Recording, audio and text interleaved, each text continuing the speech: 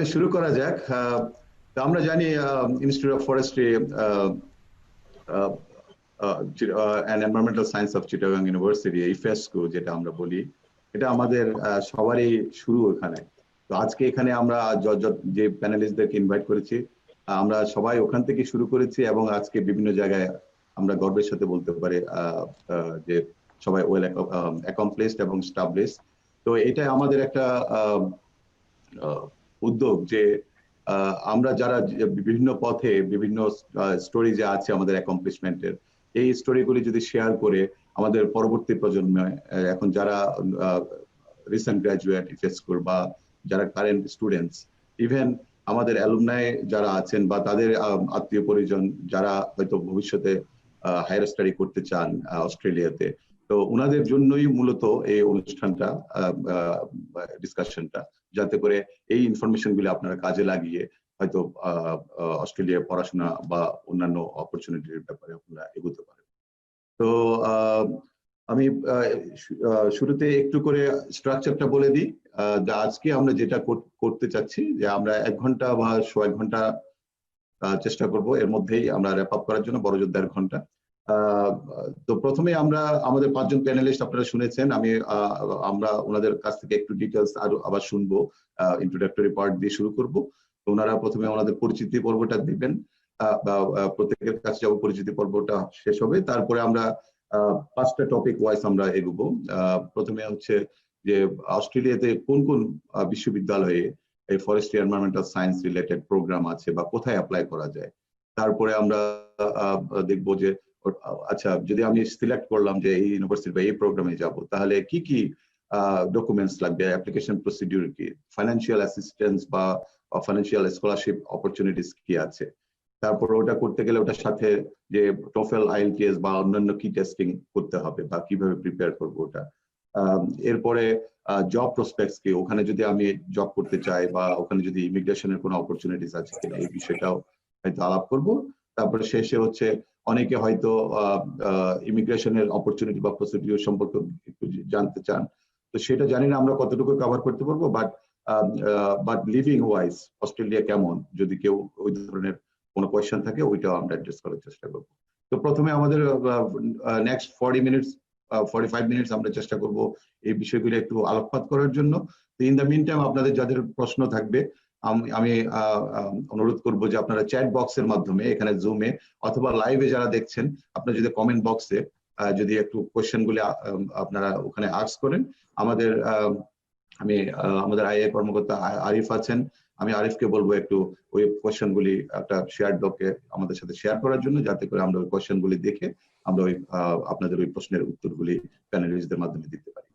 তো এটাই মোটামুটি আমাদের প্রোগ্রামের একটা আউটলাইন। তো এটা দিয়ে আমরা শুরু করতে যাচ্ছি। তাহলে প্রথমে পরিচিতি পর্বতে যাই। তো আমাদের 5 জন প্যানেলিস্ট আপনারা শুনেছেন, ডক্টর জসিম একটু আগে বলেছেন, তো আমরা সেভাবেই শুরু করি। তো প্রথমে আমি ডান পাশে দেখতে পাচ্ছি তপন দা, ডক্টর তপন সরকার, আপনি যদি একটু শুরু করেন। ধন্যবাদ শিবু, এবং শুভ সন্ধ্যা। আমাদের এখানে আসলে রাত 9টা বাজে, এই জন্য আমি সন্ধ্যায় বলছি। এবং প্রথমে ধন্যবাদ আইএএ কে এ ধরনের অনুষ্ঠান অর্গানাইজ করার জন্য।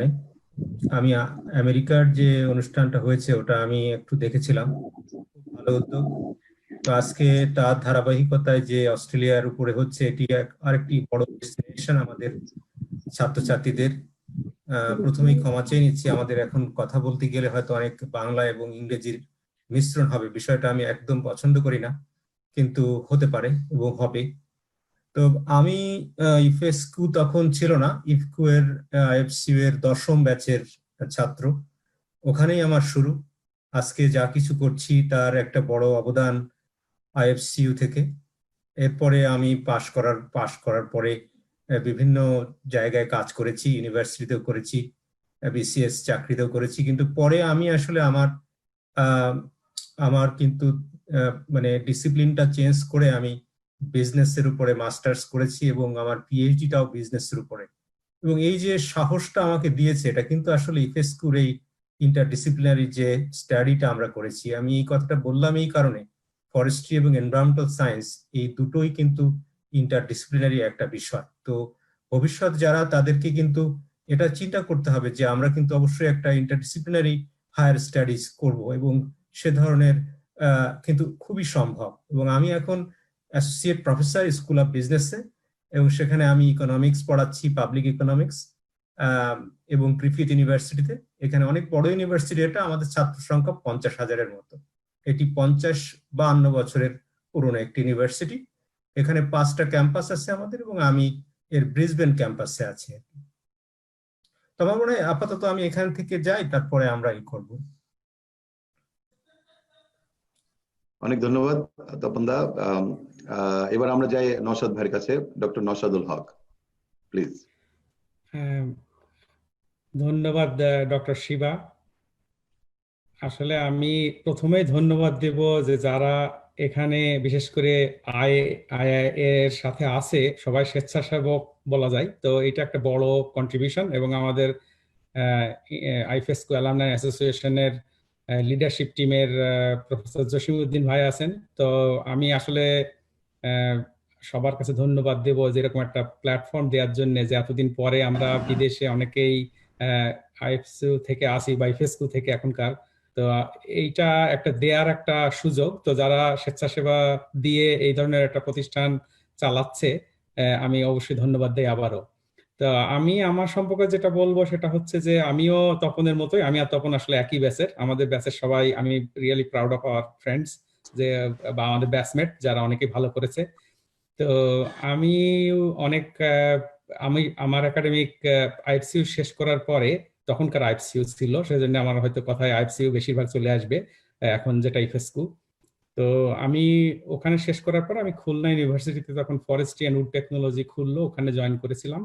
তারপরে বছর দেড়েক ওখানে শিক্ষকতা করেছিলাম। তারপর আমি ইউকে তে মাস্টার্স করেছিলাম ফরেস্ট ইন্ডাস্ট্রিজ টেকনোলজিতে, সেই 1996-97 ইউনিভার্সিটি অফ ওয়েলস থেকে। ওখান থেকে গেলাম সিডনিতে, পিএইচডি করলাম, সেটাও ছিল কেমিক্যাল ইঞ্জিনিয়ারিং। তো ফরেস্ট্রি থেকে তপন যেমন ফরেস্ট্রি থেকে বিজনেসে গিয়েছে, আমি ফরেস্ট্রি থেকে ইঞ্জিনিয়ারিং এসেছি।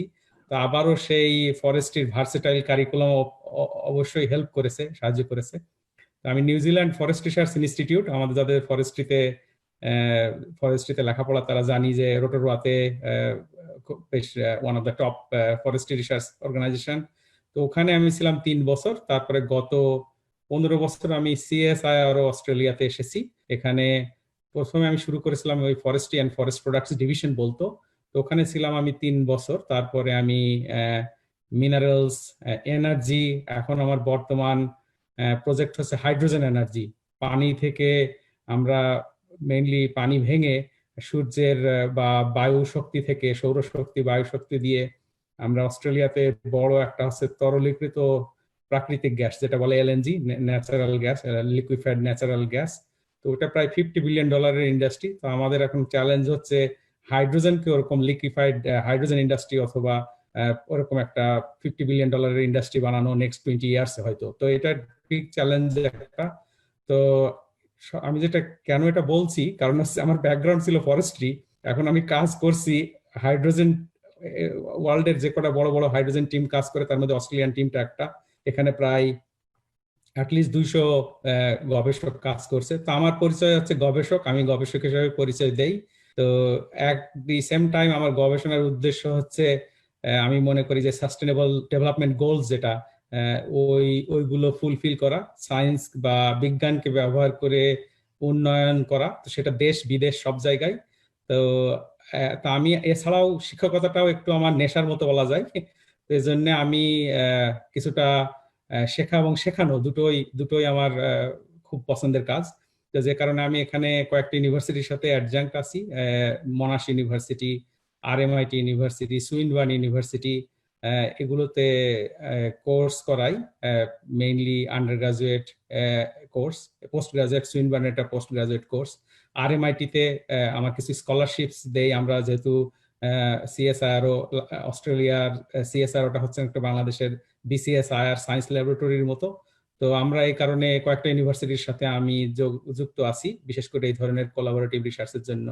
তো আমার অলরেডি কিছু পিএইচডি শেষ হয়েছে আমার সাথে, 10 জন মতো, আরো কিছু করছে। তো আমি যেটা আর একটু ইন্টারেস্ট হচ্ছে ইন্টারন্যাশনাল ডেভেলপমেন্টে অংশগ্রহণ করা। বিশেষ করে আমি একটু সুযোগ পেয়েছি বাংলাদেশের বিজ্ঞান উন্নয়নের ক্ষেত্রে, বিশেষত আমাদের বিজ্ঞান মন্ত্রী সর্বজন শ্রদ্ধেয় স্থপতি ইয়াফেস ওসমান এবং আমাদের বর্তমান বিজ্ঞান সচিব, ওনাদের সাথে আমি কাজ করার সুযোগ পেয়েছি। ওনাদের সাপোর্ট করার কারণে আমি বাংলাদেশের অনেকগুলো স্কলারশিপ আমরা ম্যানেজ করেছি এবং বাংলাদেশের একটি বিশেষ করে ডিসিএসআর এর একটি বড় ল্যাবরেটরি জয়পুরহাটে হচ্ছে, তো সেগুলোর কাজ করার সুযোগ হয়েছে। এটা একটা বড় মানসিক পরিতৃপ্তি বা তৃপ্তি বলবো আমি।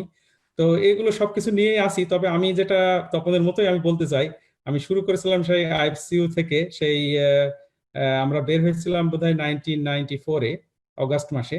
তো বের হয়ে সেখান থেকে দেখতে দেখতে বিভিন্ন অর্গানাইজেশনে কাজ করতে করতে অভিজ্ঞতা হয়েছে। তো এই সব অনেক মানুষের সাথে জানাশোনার সুযোগ হয়েছে। আমার ধারণা এখন আমার অ্যাটলিস্ট 1,500 ছাত্রছাত্রী বিশ্বের বিভিন্ন দেশে আর সহকর্মী, সহযোগী, গবেষণা সহযোগী তো আছেই। তো এটা একটা বড় ভাগ্যের ব্যাপার যে আমরা এতদূর আসতে পেরেছি। আমি বা তপন বা আমাদের আরো অনেকেই এসেছে, এবং যারা জুনিয়র আছো তাদের বলি যে আসলে ফরেস্ট্রি দিয়ে শুরু করলেও এটা কত বড় হতে পারে এটা একসময় আমি কখনোই ভাবিনি সেটা। তো এই আপাতত এটাই শেষ করব। তবে আজকের টপিকটা হচ্ছে জবস এবং higher study opportunity in Australia, particularly education. তো এডুকেশনটা একটা অনেকটা বলা যায় পাসপোর্টের মতো, ফ্রি বার্ড হয়ে যায় মানুষ। তো যে কোনো দেশে যে কোনো জায়গায় তুমি যদি তোমার এডুকেশনটাকে কাজে লাগাতে পারো, বা এডুকেশন, আজকে আমরা যারা বাংলাদেশের বাইরে এসেছি বা প্রতিষ্ঠিত হওয়ার সুযোগ পেয়েছি, একটাই কারণ, সেটা হচ্ছে এডুকেশন। তো অবভিয়াসলি এডুকেশনটা একটা খুবই গুরুত্বপূর্ণ এবং ইম্পর্টেন্ট একটা জিনিস। যে তবে এডুকেশন ফর জবস আর জবস ফর এডুকেশন। তবে অবভিয়াসলি এখন যারা তোমরা জুনিয়র বা বিশেষ করে হায়ার এডুকেশন নিতে চাও, তো আমরা হয়তো এই বিষয়ে আরো বেশি কথা বলবো। তো আমি আপাতত এখানেই শেষ করি। Thank you Shibu. অনেক ধন্যবাদ নওশাদ ভাই। এইবার আমরা যাই ডক্টর মোহাম্মদ রেদওয়ান। রেদওয়ান, তুমি যদি শুরু করো একটু প্লিজ, একটু আনমিউট করে বলো।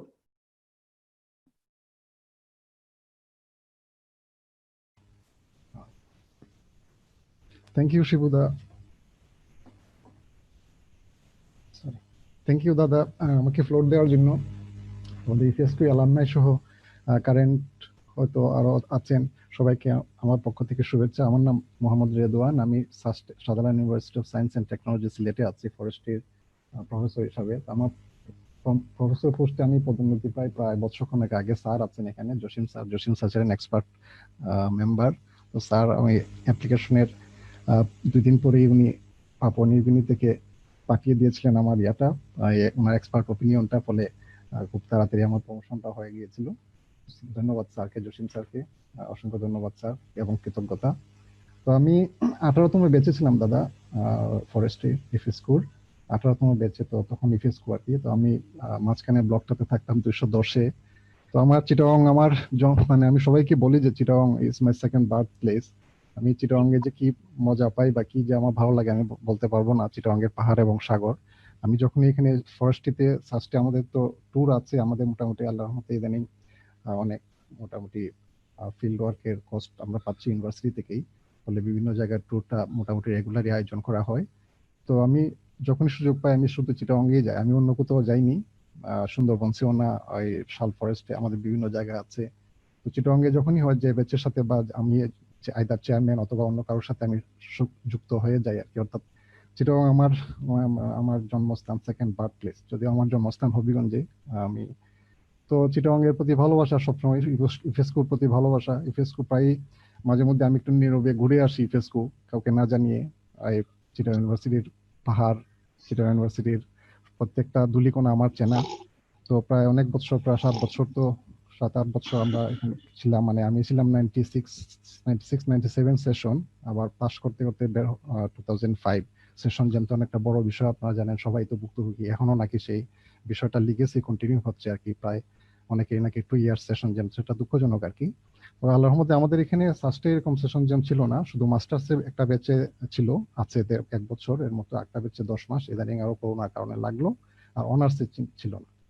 তো আমি দাদা এই ফরেস্ট্রিতে 2005-এ আমি সাস্টে জয়েন করি। আমি এবং আমার ব্যাচে আমি হয়তো অন্যতম লাকি পার্সন ছিলাম। I was goat absorbed at SUST as a faculty member. পরে দাদা আমি 2008-এ আমি স্কলারশিপ পাই। আমি অন্যতম ইউরোপে ইরাসমাস মুন্ডাস অন্যতম প্রথম দিকে যারা স্কলারশিপ পেয়েছিল এর মধ্যে আমি অন্যতম।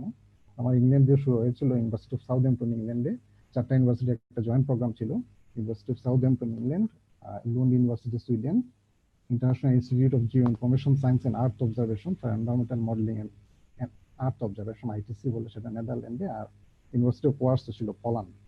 তো রেজওয়ান, আমরা একটু কম শুনতে পাচ্ছি, একটু মাইক্রোফোনটা একটু ক্লোজে ধরো প্লিজ।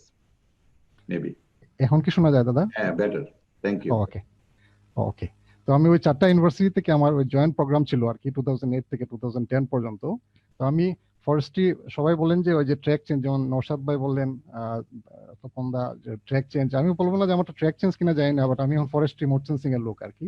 আমার পড়াশোনা সবকিছু forest general remote sensing, but with particular interest emphasis on forest remote sensing. তো এখানে দাদা আমার ডিগ্রিটা ছিল মাস্টার্স, যেটা 2 ইয়ার্স এর জয়েন্ট মাস্টার্স রিমোট সেন্সিং এর উপর, মানে geo information science and earth observation for environmental modelling and management, এটার উপর ইয়াটা।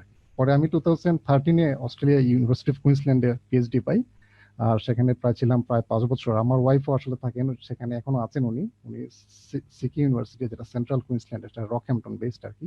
ওদের প্রায় 16টা ক্যাম্পাস আছে। তো রকহ্যাম্পটনের সে থাকে, আমার একটা বাচ্চা আছে, সেও থাকে এখন এখানে, সে পোস্ট ডক রিসার্চার আর কি।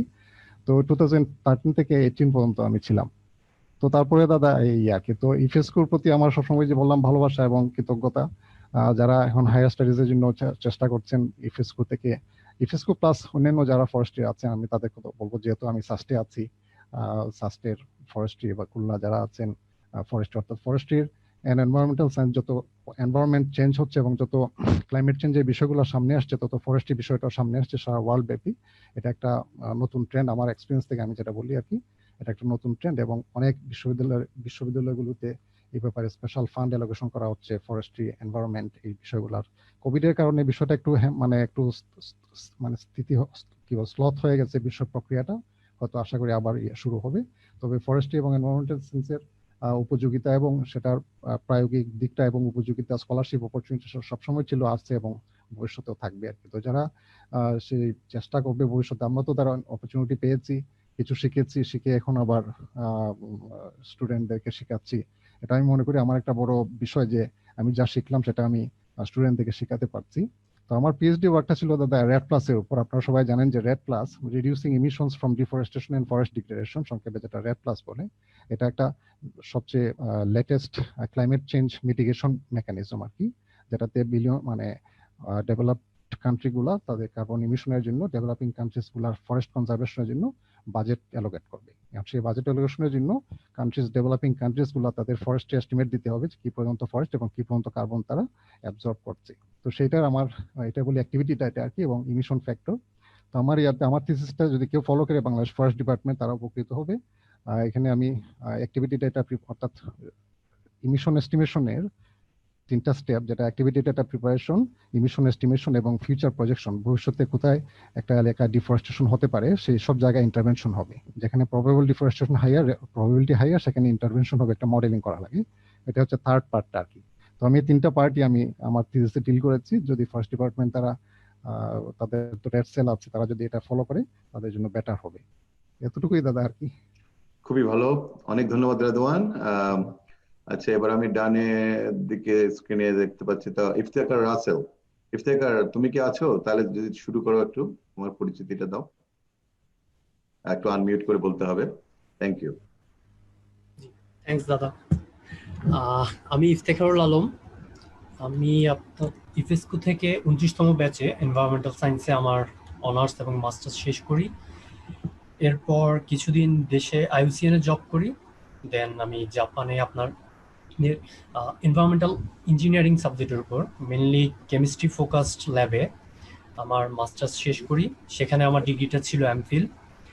দেন দেশে ব্যাক করার পর আবার 8 মাসের মাথায় আমি পিএইচডি করার জন্য অস্ট্রেলিয়ার জেমস কুক ইউনিভার্সিটিতে কেন্টস ক্যাম্পাসে যাই। সেখানে আমি মূলত কাজ করছি প্ল্যান্ট ফিজিওলজি নিয়ে। আমার রিসার্চের মেইন উদ্দেশ্য হচ্ছে অস্ট্রেলিয়ায় যে ইউক্যালিপটাসের বিভিন্ন স্পিসিস, আপনারা হয়তো জানেন যে অস্ট্রেলিয়ায় যে পরিমাণ বনাঞ্চল আছে তার প্রায় 78% হচ্ছে বিভিন্ন রকমের ইউক্যালিপটাস স্পিসিস।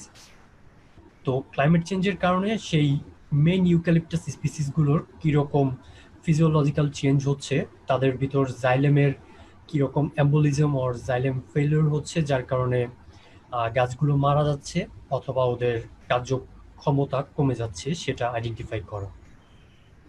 তো বর্তমানে আমি বাংলাদেশে আছি, ছুটিতে দেশে এসেছিলাম আর ব্যাক করতে পারি নাই কোভিড সমস্যার কারণে। অস্ট্রেলিয়ার বর্ডার আপাতত বন্ধ। তো আমি চেষ্টা করব আমার অভিজ্ঞতাগুলো শেয়ার করার জন্য, যে আমি কিভাবে আমার পিএইচডি সুপারভাইজার ম্যানেজ করলাম, কিভাবে স্কলারশিপ ম্যানেজ করলাম, সেগুলো নিয়ে। ধন্যবাদ। খুবই ভালো, অনেক ধন্যবাদ রাসেল। আমরা শুনবো আরো স্টোরি কিভাবে এই বিষয়গুলো করতে হবে। তো তার আগে আমাদের আরেকজন প্যানেলিস্ট আছেন, আমাদের আরেকজন অ্যাকমপ্লিশ অ্যালুমনাই মাহমুদ খান। মাহমুদ, তুমি যদি একটু পরিচয় পর্বটা। ধন্যবাদ শিবুদা, শুনতে পাচ্ছেন? হ্যাঁ, পাচ্ছি। আচ্ছা, ধন্যবাদ আইএএ এর কোনো একটা অনুষ্ঠান আয়োজন করার জন্য। টপিক হচ্ছে higher study and job prospect in Australia. তো আলহামদুলিল্লাহ আমি 2012-তে অস্ট্রেলিয়াতে আসি। এর আগে আমি 27 ব্যাচে ছিলাম, এনভায়রনমেন্টে ছিলাম। আমি ব্যাচেলার শেষ করে অস্ট্রেলিয়াতে চলে আসি মাস্টার্স করার জন্য। 2011-তে ব্যাচেলার শেষ করে 2012-তে চলে আসি। আলহামদুলিল্লাহ আপনাদের সবার দয়ে আমি এখন অস্ট্রেলিয়ান লোকাল গভর্নমেন্টে আছি, asset officer water and sewer in Wingecarribee Shire Council. মূলত আমার জব হচ্ছে জিআইএস অ্যানালিস্ট হিসেবে। এর আগে আমি সিডনি একটা কাউন্সিল, লিভারপুল সিটি কাউন্সিল এবং যে ভিক্টোরিয়ার কার্ডিনাল শায়ার কাউন্সিল, সেখানে অ্যাসেট কন্ডিশন অফিসার হিসেবে ছিলাম। সে নশাদ ভাই সেখানে থাকে। আলহামদুলিল্লাহ নশাদ ভাইয়ের সাথে দেখা করার সুযোগ হয়েছিল। তো সবচেয়ে সৌভাগ্য হচ্ছে যে ব্যাচেলর পড়ছিল এনভায়রনমেন্ট, এখন জব করছি এনভায়রনমেন্ট, এটা সবচেয়ে বড় পাওনা। আর একই সাথে আমি 2012 থেকে 2019-এর মধ্যে দেখলাম যে প্রায় 5টা অস্ট্রেলিয়ান ইঞ্জিনিয়ারিং ডিগ্রি নিয়ে ফেললাম। তো এনভায়রনমেন্টাল ইঞ্জিনিয়ারিং, আরবান প্ল্যানিং আর হচ্ছে জিআইএস অ্যানালিস্ট। তো ব্যাকগ্রাউন্ড শুরু হচ্ছে, বললে যে 2012-তে চলে আসি আমি এখানে, মূলত সেলফ ফাইন্যান্সে চলে আসি। আমার এর আগে সুপারভাইজার ছিল জসিম স্যার। 4 বছর তখন ইউনিভার্সিটি অফ টোকিওতে মাস্টার্স করার জন্য অফার দিয়েছিল, তখন চলে আসি। 2012-তে এসে মাস্টার্স করলাম এনভায়রনমেন্টাল ইঞ্জিনিয়ারিং ম্যানেজমেন্টের উপর, এটা ইউনিভার্সিটি অফ টেকনোলজি সিডনিতে। তারপরের বছর করলাম মাস্টার্স ইন ওয়াটার ইঞ্জিনিয়ারিং। তারপর 2014-তে graduate diploma in urban management and planning. তো তারপর একটু গ্যাপ গেল, কারণ তপনদের সাথে আলাপ হচ্ছিল যে আমাদের স্কিল অ্যাসেসমেন্ট নিয়ে। দেখা যাচ্ছে অস্ট্রেলিয়াতে ইমিগ্রেশন পারপাসে স্কিল অ্যাসেসমেন্টটা প্রয়োজন হয়, কারণ যে আমরা ব্যাচেলর করে চলে আসছি, যদি আমাদের এক্সপিরিয়েন্স না থাকলে তখন তো লোকাল এক্সপিরিয়েন্স অথবা 3 ইয়ার্স ওভারসিজ এক্সপিরিয়েন্স প্রয়োজন হয়। তো যাই হোক, 2017-এ আমি পার্মানেন্ট রেসিডেন্ট হই। তারপর থেকে একটা স্বপ্ন জাগে যে না, জিআইএস নিয়ে কিছু করবো, এনভায়রনমেন্ট নিয়ে কিছু একটা করবো, ওই স্বপ্নটা জাগে, একটা আকাঙ্ক্ষা জাগে যে have a passion, so I could do, I established myself as GIS analyst, I can do myself with something in the environment. তো 2018-তে আমি টেফ নিউ সাউথ ওয়েলস গভর্নমেন্টের আন্ডারে আরজিআইএস ইন এনভায়রনমেন্টাল ম্যানেজমেন্ট করি, এনভায়রনমেন্টাল ম্যানেজমেন্টের উপর করি। তো তখন আবার দেশে আসার জন্য ভাবলাম যে একটু হলিডে করি, অনেকদিন তো অস্ট্রেলিয়াতে থাকা হলো, ইভেন টিকিটও কেটে ফেলছিলাম। তো তখন একটা ওয়ার্ক এক্সপিরিয়েন্সের জন্য অ্যাপ্লাই করলাম সিডনি একটা কাউন্সিলে। ঠিক ফ্লাইট হবে 48 আওয়ারে আমার সুপারভাইজার ফোন করলো, আমাদের একটা পজিশন খালি আছে, so they are looking for someone who knows some GIS knowledge. তো বললাম যে ওয়াই নট। তখন থেকে শুরু অস্ট্রেলিয়ান লোকাল গভর্নমেন্টের জব। 2018-তে ছিলাম লিভারপুল সিটি কাউন্সিলে, 2019-ও সেখানে ছিলাম। তারপর 2019-এর অক্টোবরে আমি মুভ করি মেলবোর্ন ভিক্টোরিয়াতে। তো সেখানে কার্ডিনাল শায়ার কাউন্সিলের অ্যাসেট কন্ডিশন অফিসার হিসেবে ছিলাম। এখানে জিআইএস এর মাধ্যমে আমরা কিভাবে অ্যাসেট ম্যানেজমেন্ট করতে পারি, for example roads, natural reserve. তো তারপর তখন তো বুশ ফায়ার হলো, তো জিআইএস দিয়ে আমরা আসলে অনেক কিছু ন্যাচারাল রিসোর্স অ্যানালাইজ করতে পারি, এবং রোড হচ্ছে একটা বিশাল নেটওয়ার্ক। তখন থেকে জানতে পারলাম যে আসলে না, জিআইএস আসলে টুল, বাট কিভাবে সেটা আমরা বাস্তবে প্রয়োগ করতে পারি, how local government is applying that knowledge in managing all this assets. তো এই বছরের শুরুর দিকে আমার ইচ্ছে ছিল এনভায়রনমেন্ট রিলেটেড কিছু করা। ওয়াটার অ্যান্ড সুয়ার একটা পজিশন ভ্যাকেন্ট হয়, তো ফেব্রুয়ারিতে সেটা ইন্টারভিউ দেই। তো এখন জয়েন করলাম, কোভিড এর কারণে একটু লেট হলো।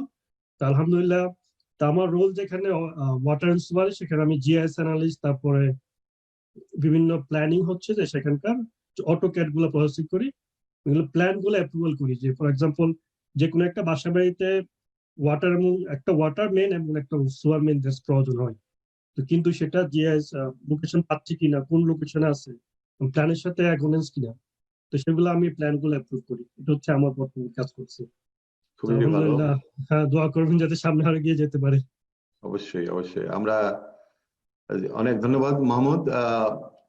তো আপনারা ইতিমধ্যে শুনতে পেলেন আমাদের 5 জন প্যানেলিস্ট, এবং সবাই আমাদের অ্যাকমপ্লিশড অ্যালুমনাই অফ ইফেসকো। তো আমরা সবাই স্টোরিগুলি শুনলাম ব্রিফলি, দাদা, ওনাদের একটা সেকেন্ড ব্যাকগ্রাউন্ড। দাদা, এবং আমি একটা জিনিস দাদা বলতে ভুলে গিয়েছিলাম আর কি। তো আমি বর্তমানে সেন্ট্রাল কুইন্সল্যান্ড ইউনিভার্সিটিতে post doc research research sorry কি বলে রিসার্চ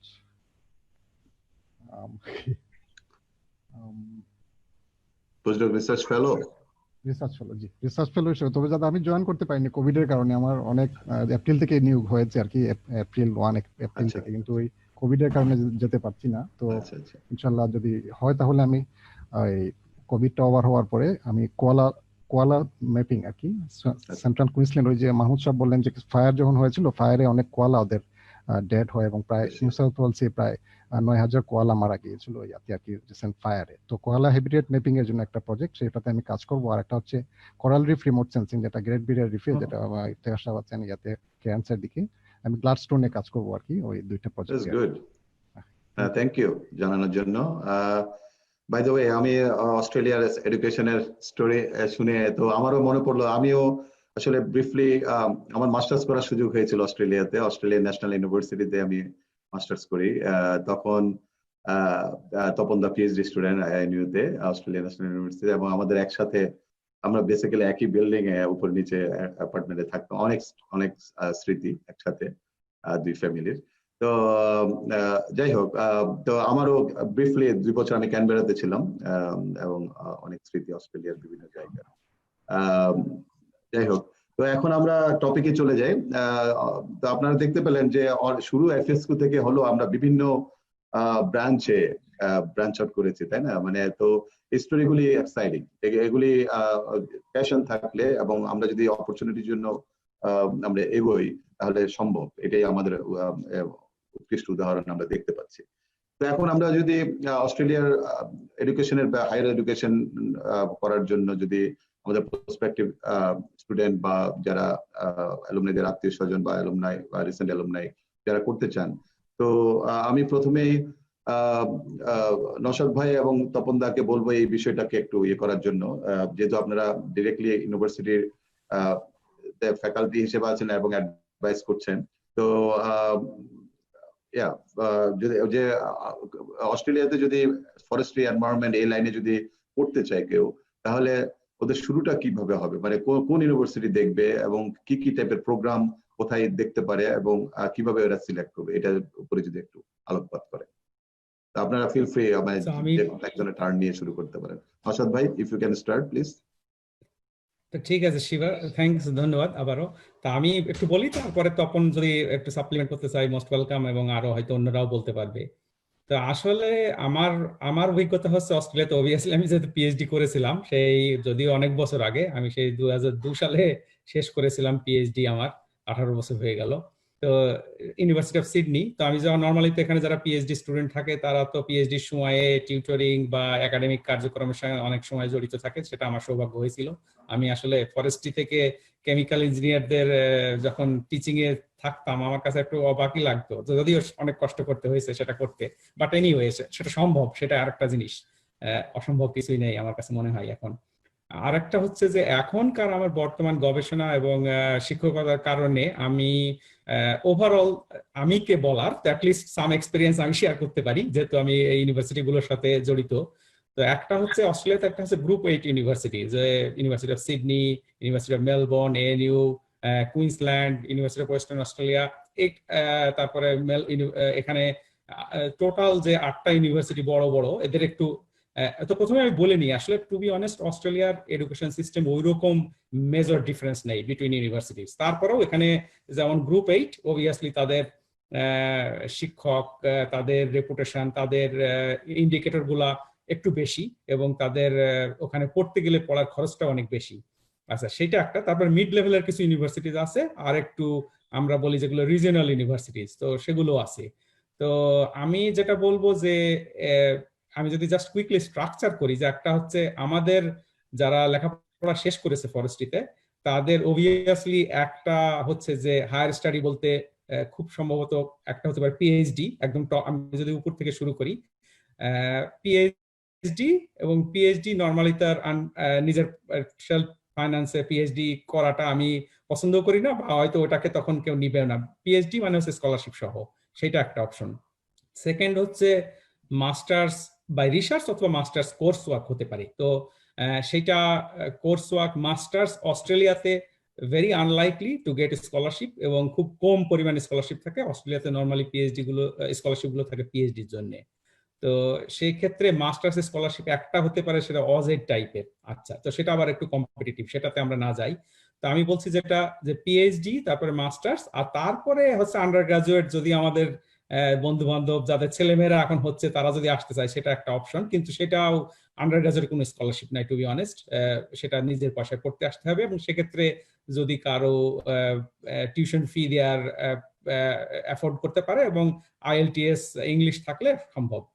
নাও আমি পিএইচডি থেকে শুরু করি। তো আমাদের ফরেস্ট্রির স্টুডেন্ট যারা, তারা হয়তো লাইকলি তারা ট্রাই করবে ফরেস্ট্রি ডিরেক্টলি। তো ফরেস্ট্রি ডিরেক্টলি আসলে অস্ট্রেলিয়াতে খুব বেশি ইউনিভার্সিটিতে নেই। তো সাদার্ন ক্রস একটা ইউনিভার্সিটি আছে, মেলবোর্ন ইউনিতে ফরেস্ট্রি ভেরি স্ট্রং ছিল, এখনো আছে, বাট ফরেস্ট্রি নামে না থাকলেও ল্যান্ড অ্যান্ড আই থিঙ্ক ওদের, আমি এক্স্যাক্টলি আমার ইনস্টিটিউটের নাম মনে নেই, তবে সামওয়্যার আদার ফরেস্ট্রি আছে, এএনইউতে ছিল। তো বেশিরভাগ ফরেস্ট্রি গুলো এনভায়রনমেন্ট। আরেকটা বিষয় হচ্ছে যে পিএইচডির ক্ষেত্রে অতটা এখানে ডিমার্কেট করা হয় না যে তোমাকে ফরেস্ট্রি বা আপনাকে ফরেস্ট্রি হতে হবে, এটা মিক্সড হয়ে যায় হায়ার স্টাডিতে গিয়ে। তো forestry, environmental science, PhD in science, আমার ক্ষেত্রেই তো আমি পিএইচডি থেকে ইঞ্জিনিয়ারিং করেছি, PhD in chemical engineering forestry থেকে, তো সেগুলো সম্ভব। তো এখন হচ্ছে ওইটা দেখতে হবে যে আমাদের রিসার্চ এরিয়াগুলো, পিএইচডি যেহেতু রিসার্চ ওরিয়েন্টেড, রিসার্চ গুলার টপিকটা খুঁজে ওই সুপারভাইজার একটা অপশন যে অ্যাডমিশনটা জোগাড় করা। তো অ্যাডমিশনের জন্য মেইন অপশন হচ্ছে যে একজন সুপারভাইজার এগ্রি করবে যে তাকে রিসার্চ স্টুডেন্ট হিসেবে নিতে, এবং তার জন্য কি লাগবে, তার জন্য মেজরিটি ক্ষেত্রে যে তার পাবলিকেশনস, তার একাডেমিক ক্রেডেনশিয়ালস এবং ইংলিশ, তিনটে এরিয়াতে। তা আমাদের ছেলেমেয়েরা ইংলিশেও যে খুব বেশি সমস্যা তা বলবো না, আমার মনে হয় পাবলিকেশনের দিকটা নর্মালি উইক থাকে। তো আমি এই জন্য রেকমেন্ড করবো যারা এখন আসছে চেষ্টা করতে পাবলিশ করা, এবং অনেক সময় হয়তো ভালো কোনো জার্নালের পাবলিশ করতে সাহস করে না, ওইটাও করা সম্ভব। ওইটা একটু যারা একাডেমিক আছে আমাদের, তাদের সাথে কাজ করলে, বা হয়তো বাইরে যারা আছে, যে প্রথমেই টার্গেট করতে হবে একটা ভালো জার্নালে পাবলিকেশন করা। তো ওইটা একটু প্রায়োরিটি দেবে, এবং একজন পিএইচডি সুপারভাইজার জানতে চায় যে তার একাডেমিক অ্যাবিলিটি বা রিসার্চের অ্যাবিলিটিটা আছে কিনা। তো ওইটা একটা প্রুফ। তো এখন স্কলারশিপ গুলো হচ্ছে ইউনিভার্সিটি গুলোর নিজস্ব স্কলারশিপ আছে, সেগুলো ফ্যাকাল্টিতে দেয়, কিন্তু সেটা র্যাঙ্কিংটা অবভিয়াসলি কম্পিটিটিভ, এবং সেটা কম্পিটিশনটা তো সব ওয়ার্ল্ডের সব জায়গা থেকে অস্ট্রেলিয়াতে করতে চাই। এবং আমি দেখেছি এই ইরানিয়ান স্টুডেন্টরা খুব ভালো করে আমাদের ইঞ্জিনিয়ারিং ফ্যাকাল্টিতে মনাসে যখন র্যাঙ্কিং হয়, ওই একটাই কারণ, তাদের পাবলিকেশনটা বেশি। তো সেক্ষেত্রে যারা ফরেস্ট্রি থেকে এখনই পাশ করেছে তাদের জন্য তো একটু কঠিন হবে। তো এই প্রোফাইলটা বাড়াতে হবে শুরু থেকে, ইংলিশটা অবভিয়াসলি টার্গেট করতে হবে, পাবলিকেশনটার একটা পোর্টফোলিও তৈরি করতে হবে, আর একাডেমিক ক্রেডেনশিয়ালস তো আছেই। তো এই তিনটে থাকলে স্কলারশিপের জন্য ট্রাই আউট করা যেতে পারে। তো সেটা হলো পিএইচডি। তো পিএইচডি স্কলারশিপ হচ্ছে ইউনিভার্সিটিগুলোর স্কলারশিপ আমি বললাম, যেটা ইউনিভার্সিটির ওই অ্যালোকেটেড স্কলারশিপ। আরেকটা হচ্ছে অনেক সময় ইন্ডাস্ট্রিগুলো স্কলারশিপ দেয়। তো সেটা হচ্ছে, সেটার পরিমাণ অস্ট্রেলিয়াতে খুব বেশি তা নাই। যেমন আমরা হয়তো সিএসআর অনেক সময় আমরা স্কলারশিপ দেই, তো সেগুলোর পরিমাণ খুব বেশি না, এগুলো লিমিটেড নাম্বার অলওয়েজ। তো মেইনলি ওই যে কম্পিটিটিভ স্কলারশিপ গুলো আছে ওইভাবে যেতে হবে। তো সেটা বললাম হচ্ছে পিএইচডির ক্ষেত্রে। অনেকেই যারা অতটা হয়তো একাডেমিক না, অতটা হয়তো, আর পিএইচডি করেও তো অনেক সময় আমি যদি মনে করি যে ওটা একটা তো লম্বা সময় একটা কমিট করা, ওটা যদি কেউ করতে না চায়, আমি রেকমেন্ড করবো মাস্টার্স করা, মাস্টার্স বাই কোর্স ওয়ার্ক করা। এটা একটা রিলেটিভলি ইজি অপশন যদি আইএলটিএস থাকে, যেমন আরএমআইটি তে মাস্টার্স অফ এনভায়রনমেন্টাল সায়েন্স আছে, আমাদের মেলবোর্নে অনেকগুলো ইউনিভার্সিটি, মোনাশ একটু টপ বলা যায়, গ্রুপ 8-এ ওরা, RMIT হয়তো মিড র্যাঙ্কের আমি বলবো, RMIT সুইনবার্ন, ভিক্টোরিয়া ইউনিভার্সিটি, একটু নিচের দিকে হয়তো সেন্ট্রাল কুইন্সল্যান্ড। তো সেন্ট্রাল কুইন্সল্যান্ড সিকিম ইউনিভার্সিটি, ওরাও কিন্তু খারাপ না। আমি বললাম তো অস্ট্রেলিয়ার আসলে to be honest between universities হয়তো টিউশন ফি কোনোটার হয়তো 30,000, কোনোটার হয়তো 40,000, কোনোটার হয়তো 48,000, এরকম রেঞ্জটা। তো তো আমি সেক্ষেত্রে এখন হয়তো কেউ হয়তো মনে করবে ওটা বড় একটা ইনভেস্টমেন্ট, বাট 1 বছর 2 বছর যদি অস্ট্রেলিয়ান ডিগ্রিটা থাকে, তখন এক হচ্ছে সে পিএইচডির অপশন করতে পারে, সেকেন্ড হচ্ছে হয়তো ইমিগ্রেশনের থিঙ্ক করতে পারে, আর থার্ড হচ্ছে জবের হয়তো চিন্তা ভাবনা করতে পারে। তো এই আমি হয়তো আমি জানি না খুব বেশি সময় নিচ্ছি কেন, কারণ আরো তো সবাই বলবে। তো এই হচ্ছে মেইনলি মাস্টার্স পিএইচডি। প্রথমে হচ্ছে প্রথম থেকেই ইউনিভার্সিটি সিলেকশন, তবে বড় সিটিগুলো বেটার, কারণ যদি নিজের পয়সায় সেলফ ফাইন্যান্সে করতে আসে তখন হয়তো জবের ক্ষেত্রে সিডনি, মেলবোর্ন, ব্রিসবেন, বড় বড় শহরগুলো নর্মালি পছন্দ করে। আর যারা আমাদের জুনিয়র বা আমাদের যারা আমাদের বন্ধু বান্ধব, যারা ছেলেমেয়েরা পাঠাতে চান, তাদের জন্য খুব বেশি ডিফিকাল্ট না, ওগুলো যে কোনো একটা ইউনিভার্সিটি পিক করে আন্ডার গ্রাজুয়েটে পাঠানোর জন্য এটা হচ্ছে বেস্ট অপশন। তো আমি এখানে শেষ করি, ধন্যবাদ শিবু। খুবই ভালো, অনেক ধন্যবাদ নশাদ ভাই।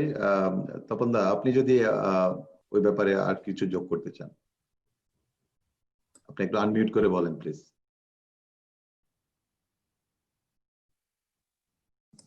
শোনা যাচ্ছে? হ্যাঁ, নওশাদ অনেকগুলো কথা বলেছে। আমি এ যাবৎ এখানে 4 জন পিএইচডি কে সুপারভাইজ করেছি একজন প্রিন্সিপাল সুপারভাইজার হিসেবে। এখন 4 জন একই সময় আমার 4 জনকে করতে পারি, এখন আমি 4 জনকে করছি। তো সেই ধরনের অভিজ্ঞতা থেকে বলছি যে আমরা আসলে কোন ধরনের ছাত্রীদেরকে আমরা এখানে স্কলারশিপ সহ ভর্তি করাতে পারি। আমার মনে হয় সেটাই বাংলাদেশের থেকে, তো আমিও এসেছি, বাংলাদেশের ছাত্রছাত্রীদের পক্ষে স্কলারশিপ ছাড়া পিএইচডি করাটা একটা খুব একটা কঠিন একটা ব্যাপার। তবে একই সাথে আমি কিন্তু ফরেস্ট্রির সাথে এনভায়রনমেন্টাল সায়েন্সের কথা বলবো। আমাদের এখন ইফেস্কুর এনভায়রনমেন্টাল সায়েন্সের অনেকের সাথে আমি কাজ করছি। আমি এই মুহূর্তে এশিয়ান ডেভেলপমেন্ট ব্যাংকের কিছু প্রজেক্টের সাথে আমি কিন্তু নাজমুলের সাথে কাজ করছি, খুব ভালো ছেলে, ইউকিউতে পিএইচডি করছে। আমাদের সম্প্রতি একটি এডিবিআই থেকে পাবলিকেশন হয়েছে, বর্তমানে আমরা অনেকগুলো কাজ করছি। তো আমি গ্রিফিথ ইউনিভার্সিটিতে আসলে এনভায়রনমেন্টাল সায়েন্স দিয়ে কিন্তু এই ইউনিভার্সিটিটা অস্ট্রেলিয়াতে শুরু করে। আমি বললাম যে 50 বছর আগে যখন শুরু হয় ইউনিভার্সিটিটা, তো এইখানকার এনভায়রনমেন্টাল সায়েন্সটা খুব স্ট্রং, কিন্তু আমি ওদের সাথে একসাথে কাজ করি। তো এমনও আছে যে দেখা গেল যে আমি একজন সুপারভাইজার এবং ওখানে একজন সুপারভাইজার আছে। তো অস্ট্রেলিয়াতে কিন্তু এরকম একটা সুযোগ সুবিধা আছে যে বিভিন্ন ফ্যাকাল্টি থেকে সুপারভাইজার নিয়ে আমরা একটা ছাত্রকে আমরা সুপারভাইজ করি পিএইচডি প্রজেক্টকে। তো এই বিষয়টা আমি মূলত যারা এনভায়রনমেন্টাল সায়েন্সের আছে, এমনকি ফরেস্ট্রি আছে, এদেরকে বলছি যে এই ধরনের সাবজেক্টগুলোতে কিন্তু খুব ইন্টারডিসিপ্লিনারি ভাবে একটা প্রজেক্ট প্রপোজাল তৈরি করতে হবে। যেমন আমার যে প্রজেক্টটা, যদি আমি একটা উদাহরণ দিই, যে একটা ছাত্র সে কাজ করছে, সে ফিজি থেকে এসছে। ফিজি আমাদের এখানে প্যাসিফিক আইল্যান্ড একটা দেশ, সেখানকার সে ক্লাইমেট চেঞ্জ এবং এর ইম্প্যাক্টটা কি হবে সেটা ট্যুরিজম ইন্ডাস্ট্রির উপরে সে দেখছে।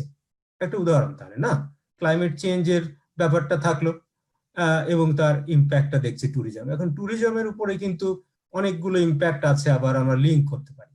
এই যে এরকম একটা লিঙ্কিং তার প্রপোজালটাতে তৈরি করতে হবে। এবং যারা এখন থিসিস করবে তাদের আমি আসলে আমি সত্যি চাই যে তারা এফএসকিউতে খুব ভালো একটা থিসিস করুক, এটা খুব দরকার। আমার মনে হয় যে আমি খুব ভালো থিসিস করিনি, কিন্তু তারপরে ওই যে থিসিসটা আমি এফএসকিউতে করেছিলাম, ওটা কিন্তু আমার একটা বড় একটা প্ল্যাটফর্ম দিয়েছিল। এবং আমি একটা অনুরোধ করব এখন যারা থিসিস করছে সবাইকে খুব ভালো একটা প্রচেষ্টা চালাতে, যদিও এটা মাত্র হয়তো 100, আমি জানি না এখন কত মার্কস, কিন্তু খুব একটা জরুরি একটা ব্যাপার। তো এখন তাহলে আমি বলি যে কিভাবে আমাদের ভর্তি প্রক্রিয়া। আমি পিএইচডি দিয়ে শুরু করি। আমার কাছে মনে হয়েছে যে এখানকার পিএইচডি স্কলারশিপটা কিছু কিছু ক্ষেত্রে অন্য দেশের তুলনায় বেশ কঠিন। এবং আমি দেখেছি যাদেরকে আমরা খুব ভালো, আমি এখানে ভর্তি করাতে পারিনি, তারা সম্প্রতি আমেরিকাতেও বিভিন্ন ইউনিভার্সিটি, এবং সেগুলো ভালো। আমার খুব কষ্ট লেগেছে ব্যাপারটা কি। যেহেতু আমি এখন একজন আমার ডিপার্টমেন্টের ডাইরেক্টর এবং এই মিটিং গুলোতে থাকি, তখন আমি দেখলাম যে আসলে একটা মানে র্যাঙ্কিং হয়, এবং র্যাঙ্কিং এ কতগুলো 100 মার্কসের মধ্যে একটা র্যাঙ্কিং হয়। তো ওই মার্কস গুলো ভাগ করে দেওয়া হয় যে তার একাডেমিক পোর্টফোলিওটা কেমন। এটাতে কিন্তু আমাদের খুব একটা সমস্যা হয় না। সেকেন্ড হচ্ছে যে তার পাবলিকেশনস কেমন, তার প্রপোজালটা নিয়ে কিন্তু আসলে খুব একটা আমরা ওখানে দেখা হয় না, কারণ প্রপোজালটা আলটিমেটলি পিএইচডি শুরুর পরে প্রপোজালটা ফাইনালি তৈরি হয়। তারপরে দেখা হয় যে আসলে তার মাস্টার্স এবং রিসার্চ ডিগ্রিটা আছে কিনা, কেননা অ্যাপ্লিকেশনের সময় তাকে যে তথ্যগুলো জমা দিতে হয় তার মধ্যে ওই থিসিসটা একটা অন্যতম। ওই থিসিসটা তাকে আপলোড করতে হয়, তার সমস্ত ট্রান্সক্রিপ্ট আপলোড করতে হয়, তাকে যে একটা সুপারভাইজার যে অ্যাগ্রি করেছে ওইটার একটা কপি তাকে পিডিএফ করে ওখানে আপলোড করতে হয়, তার আর ইংলিশের IELTS এর একটা কপি দিতে হয়, বা সেটা ইলেকট্রনিক হোক বা টোফেল হোক। অনেকে আমি খেয়াল করেছি যে বাংলাদেশ থেকে সত্যি বলতে কি প্রায় প্রতিদিনই আমি 4-5টা করে ইমেল পাই, বিভিন্ন দেশ থেকে পাই। আমার মনে হয় আমরা যারা একাডেমিক বিদেশে আছি সবাই পাই। তো আমি তাদেরকে ডিসহার্টেড করি না, আমি তাদেরকে লিখি। তারা অনেক সময় বলে যে আমার পড়ালেখাটা ইংলিশ মিডিয়ামে আছে, আমি আর দিচ্ছি না। এটা আসলে হয় না।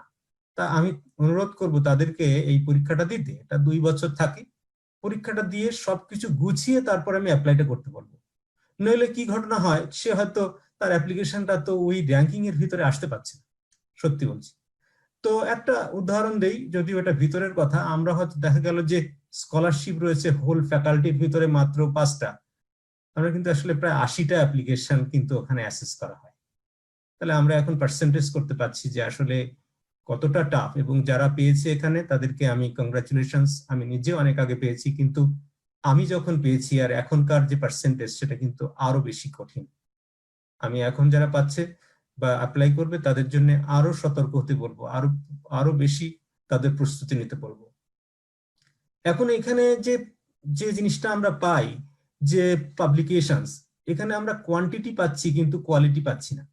এজন্য আমি অনুরোধ করব যারা ফরেস্ট্রি এবং এনভায়রনমেন্টাল সায়েন্স দুটো ডিসিপ্লিনারি, তাদেরকে তাদের মেন্টর যারা মানে আমাদের যারা শিক্ষক আছে ইফেস্কুতে বা যাদের সাথেই হোক, যেন একটা ভালো পাবলিকেশন হয়। তার অনেকগুলো পাবলিকেশন দরকার নেই, আমরা জাস্ট একটা দেখছি, তার র্যাঙ্কিংটা আমরা সবাই জানি। ডোন্ট গেট আস রং, আমরা সবাই জানি যে কার কোনটা র্যাঙ্কিং আছে, আমরা কিন্তু এটা কিন্তু বলার ব্যাপার না। সে একটা পাবলিকেশনস করুক, আসলে ওই একটা পাবলিকেশনসই কাউন্ট হবে, প্লাস তার থিসিসটা। এই কিন্তু আমি খুব সরাসরি বললাম কথাটা, কেননা অনেকে আমি খেয়াল করেছি যে অনেকগুলো পাবলিকেশনস আমরা ওই জার্নালটাকে সাথে সাথে আমরা দেখে ফেলি অনলাইনে গিয়ে যে ওটা কারা পাবলিশ করেছে, এবং সত্যি বলতে কি ওটা একটা খারাপ ইমপ্রেশন দেয়।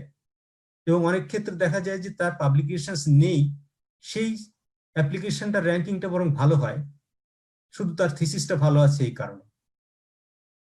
ঠিক আছে, তাহলে আমার মনে হয় যে এটা একটা খুব গুরুত্বপূর্ণ ব্যাপার। এবং ইফতেখার বিশেষ করে সম্প্রতি যেহেতু পিএইচডি স্কলারশিপ পেয়েছে, সে আর একটু তার নিজের অভিজ্ঞতাটা বলবে। থার্ড একটা কথা আমি বলবো পিএইচডিতে, সেটি হচ্ছে যে আমার কাছে জানি মনে হচ্ছে যে অস্ট্রেলিয়া বিশেষ করে সেকেন্ড একটা কান্ট্রির একটা মাস্টার্স ডিগ্রি হলে কেন জানি এরা স্কলারশিপের ব্যাপারে খানিকটা এদের একটা বেশ পজিটিভ একটা অ্যাটিটিউড আছে। সেটা আমার ক্ষেত্রে হয়েছে, আমি জাপান থেকে একটা রিসার্চ মাস্টার্স করেছি, নওশাদ ও ইউকে থেকে করেছি, ইফতেখারের গল্প শুনলাম, রেদওয়ান গল্প শুনলাম যে সে মাস্টার্স করেছে বাইরে থেকে, বা আমি এখানে আর অনেককে জানি না, কিন্তু আমার মনে হলো যেটা এটার একটা কারণ হচ্ছে যে এরা মনে হয় দেখে যে আসলে যে বাংলাদেশের এই ডিগ্রিটা ঠিক আছে, এখন বাংলাদেশের ডিগ্রিটাকে কিন্তু এখানে ইকুইভ্যালেন্ট করছে, এদের একিউএফ বলে একটা কোয়ালিফিকেশন, একটা ইয়ে আছে, সেটাকে আসলে ওইভাবে একটা ব্যাচেলার হিসেবে তারা ইকুইভ্যালেন্ট করছে না। আমাদের খারাপ লাগছে, কিন্তু ঘটনা সত্য। আমরা অনেক সময় বলেছি যে কেন ইকুইভ্যালেন্ট করছো না, তো কিন্তু যখন সে মাস্টার্স করছে সেটা ইউকে থেকে হোক কিংবা বিভিন্ন জায়গা থেকে হোক, তখন কিন্তু ওইটা এদের সাথে কম্পিট করতে পারছে। এই জন্য আমি বলবো যে যাদের এই সুযোগটা আছে তারা যদি পরে আবার এখানে আসতে চায়, সেটা কিন্তু তাদের জন্য একটা বড় একটা সুযোগ। মাস্টার্স যদি কেউ আসে, আমি তাকে 2 বছরের মাস্টার্স করতে বলবো, কেননা এতটা যেহেতু ইনভেস্ট করলো, তাদের এখানকার গ্রাজুয়েট ভিসা বা পিআর এর জন্য তাদেরকে মাস্টার্স এর দরকার। আমি মাহমুদকে ব্যাপারে কথা বলতে বলবো।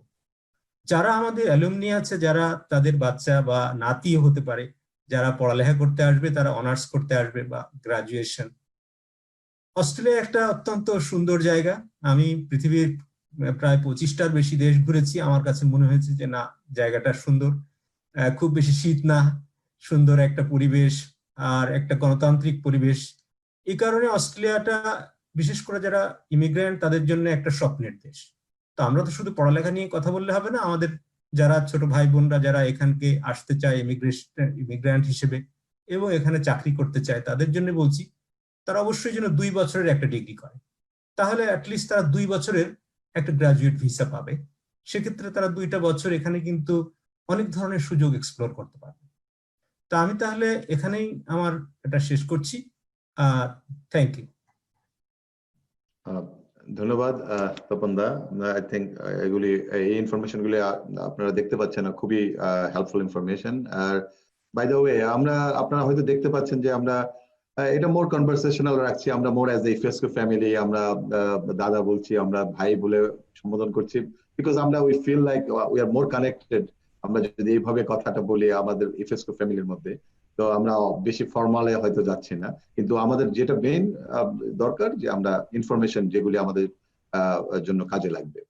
আচ্ছা, তো এই প্রসঙ্গে আই থিঙ্ক অনেকগুলি প্রসঙ্গ আমরা আলাপ করেছি, যে ইউনিভার্সিটি আপনারা শুনতে পেয়েছেন যে ইউনিভার্সিটি গুলি কোথায় কোথায় আছে প্রোগ্রাম ফরেস্ট্রি এবং এনভায়রনমেন্টাল সায়েন্স রিলেটেড, এবং ওখানকার প্রসিডিউরটাও, ডকুমেন্টস কি ধরনের ডকুমেন্টস লাগবে। তো এই প্রসঙ্গে আমি জানি যে ইফতেখার রাসেল এবং রেদওয়ানও অ্যাপ্লিকেশন গুলি করেছেন এবং পিএইচডি এর প্রসেসটার মধ্যে দিয়ে গিয়েছেন। তো আমি ইফতেখারকে একটু বলবো যে যদি তোমার এটা একটু শেয়ার করো যে তোমার অ্যাপ্লিকেশন প্রসেস এবং টোফেল বা আইএলটিএস বা আদার প্রিপারেশনটা, এবং রেদওয়ানও যদি ওইটার সাথে একটু যোগ করে। Thank you. জি, আমি আইএলটিএস এর ব্যাপারে একটু প্রথমে বলি। আইএলটিএস এ আপনারা বাইরে যাওয়ার যদি ইচ্ছে থাকে কারো, সেটা রিসেন্ট গ্রাজুয়েট হোক বা রিসেন্ট স্টুডেন্ট হোক যারা আন্ডার গ্রাজুয়েট করছে, আমি বলবো যে আইএলটিএসটা আপনারা দিয়ে দেন। কখন যাবেন সেটা পরে ঠিক করেন, কিন্তু আইএলটিএসটা দিয়ে দেন। অনেক সময় সুযোগ আসে কিন্তু আপনার আইএলটিএস এর রেজাল্টটা না থাকার কারণে আপনি অ্যাপ্লাই করতে পারতেছেন না। যদি স্কোরটা থাকে আপনি অ্যাপ্লিকেশনের ক্ষেত্রে এক ধাপ এগিয়ে গেলেন। আর আইএলটিএস এ মূলত আপনার 4টা ডিভিশন থাকে। 4টা ডিভিশন হচ্ছে লিসেনিং, রিডিং, রাইটিং, স্পিকিং। টোফেলও সেম। তো এই 4টা ডিভিশন মিলে আপনার স্কোরগুলো হবে। আপনার লিসেনিং এর 2টা পার্ট 2 ভাগে ভাগ করে নেয় মেনলি। এক হচ্ছে যে আপনার কোশ্চেনগুলো আসবে, আপনি নোট ডাউন করবেন, এরপর পরের অংশে গিয়ে আপনাকে সময় দেওয়া হবে 10 মিনিট আপনার আনসারগুলো আনসার শিটে তুলে নেওয়ার জন্য। আর রিডিং এর ক্ষেত্রে রিডিং এর 3টা পার্ট, টোটাল 40টা কোশ্চেন, আপনি পড়ে আনসারগুলো দিবেন একসাথেই, এখানে কোনো ডিভিশন নেই। আর যদি আমি রাইটিং এর কথা বলি, রাইটিং সেকশনে 2টা পার্ট থাকে। একটা পার্টে হচ্ছে 150 ওয়ার্ডের ভিতর আপনার একটা গ্রাফ, চার্ট অথবা ডায়াগ্রাম দেওয়া থাকবে, ওটা এক্সপ্লেইন করতে হবে সেখানে কি আছে, মিনিমাম 150 ওয়ার্ড।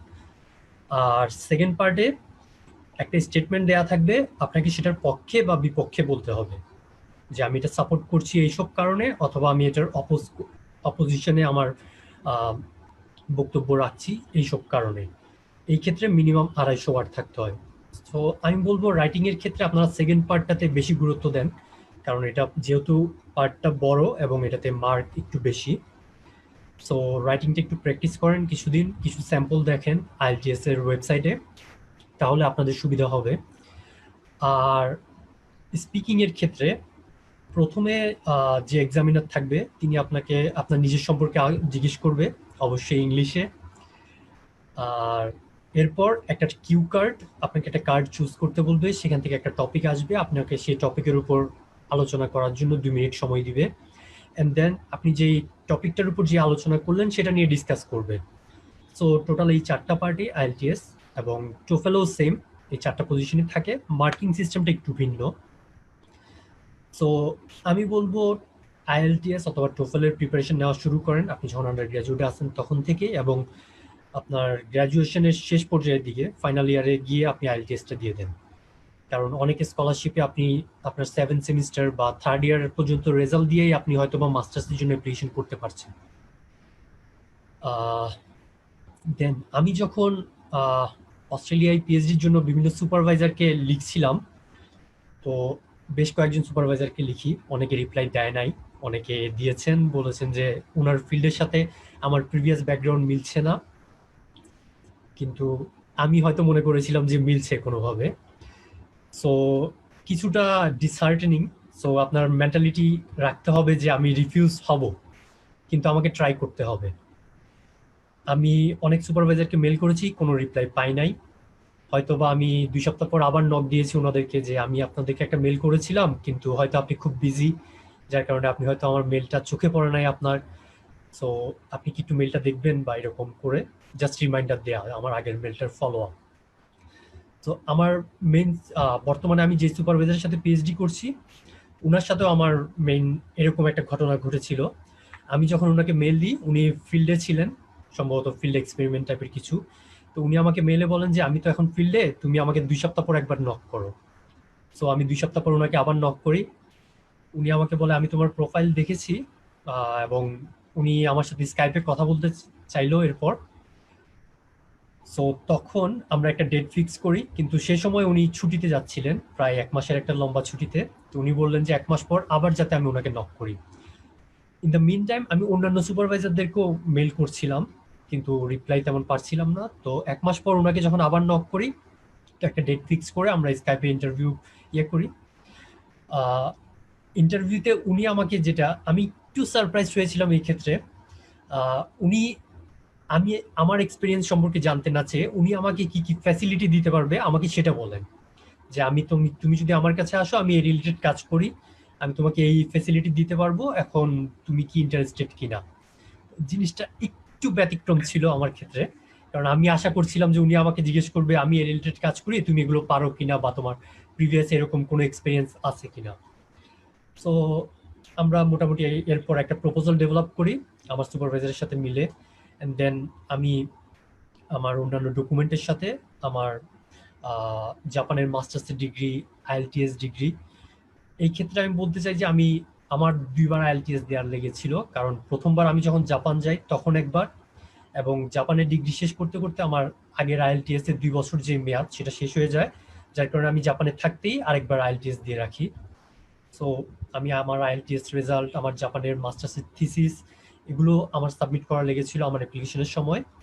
এবং অস্ট্রেলিয়ার অ্যাপ্লিকেশনের ক্ষেত্রে আমি আমার ইউনিভার্সিটির ক্ষেত্রে যেটা বলতে পারি, স্কলারশিপের স্কোরিংটা হয় আমার ইউনিভার্সিটি জেমস কুক ইউনিভার্সিটিতে 3টা জিনিসের উপর ডিপেন্ড করে। একটা হচ্ছে আমার প্রিভিয়াস ডিগ্রি এবং আমার রেজাল্ট, যেটা পারফরমেন্স, সেটার উপর। আমার পাবলিকেশনের স্কোর, আমি ফার্স্ট অথর হিসেবে অথবা কো অথর হিসেবে আমার কোনো পাবলিকেশন আছে কিনা সেটার উপর। অ্যান্ড সেকেন্ড হচ্ছে আমি যেই প্রপোজালটা জমা দিচ্ছি সেই কাজ করার মতো অ্যানালাইটিক্যাল দক্ষতা, কিংবা আমার প্রজেক্ট ম্যানেজমেন্ট স্কিল, বা যে মেথোডোলজিগুলো ইউজ করা লাগবে সেই রিলেটেড আমার কোনো প্রিভিয়াস এক্সপিরিয়েন্স আছে কিনা সেটার উপর।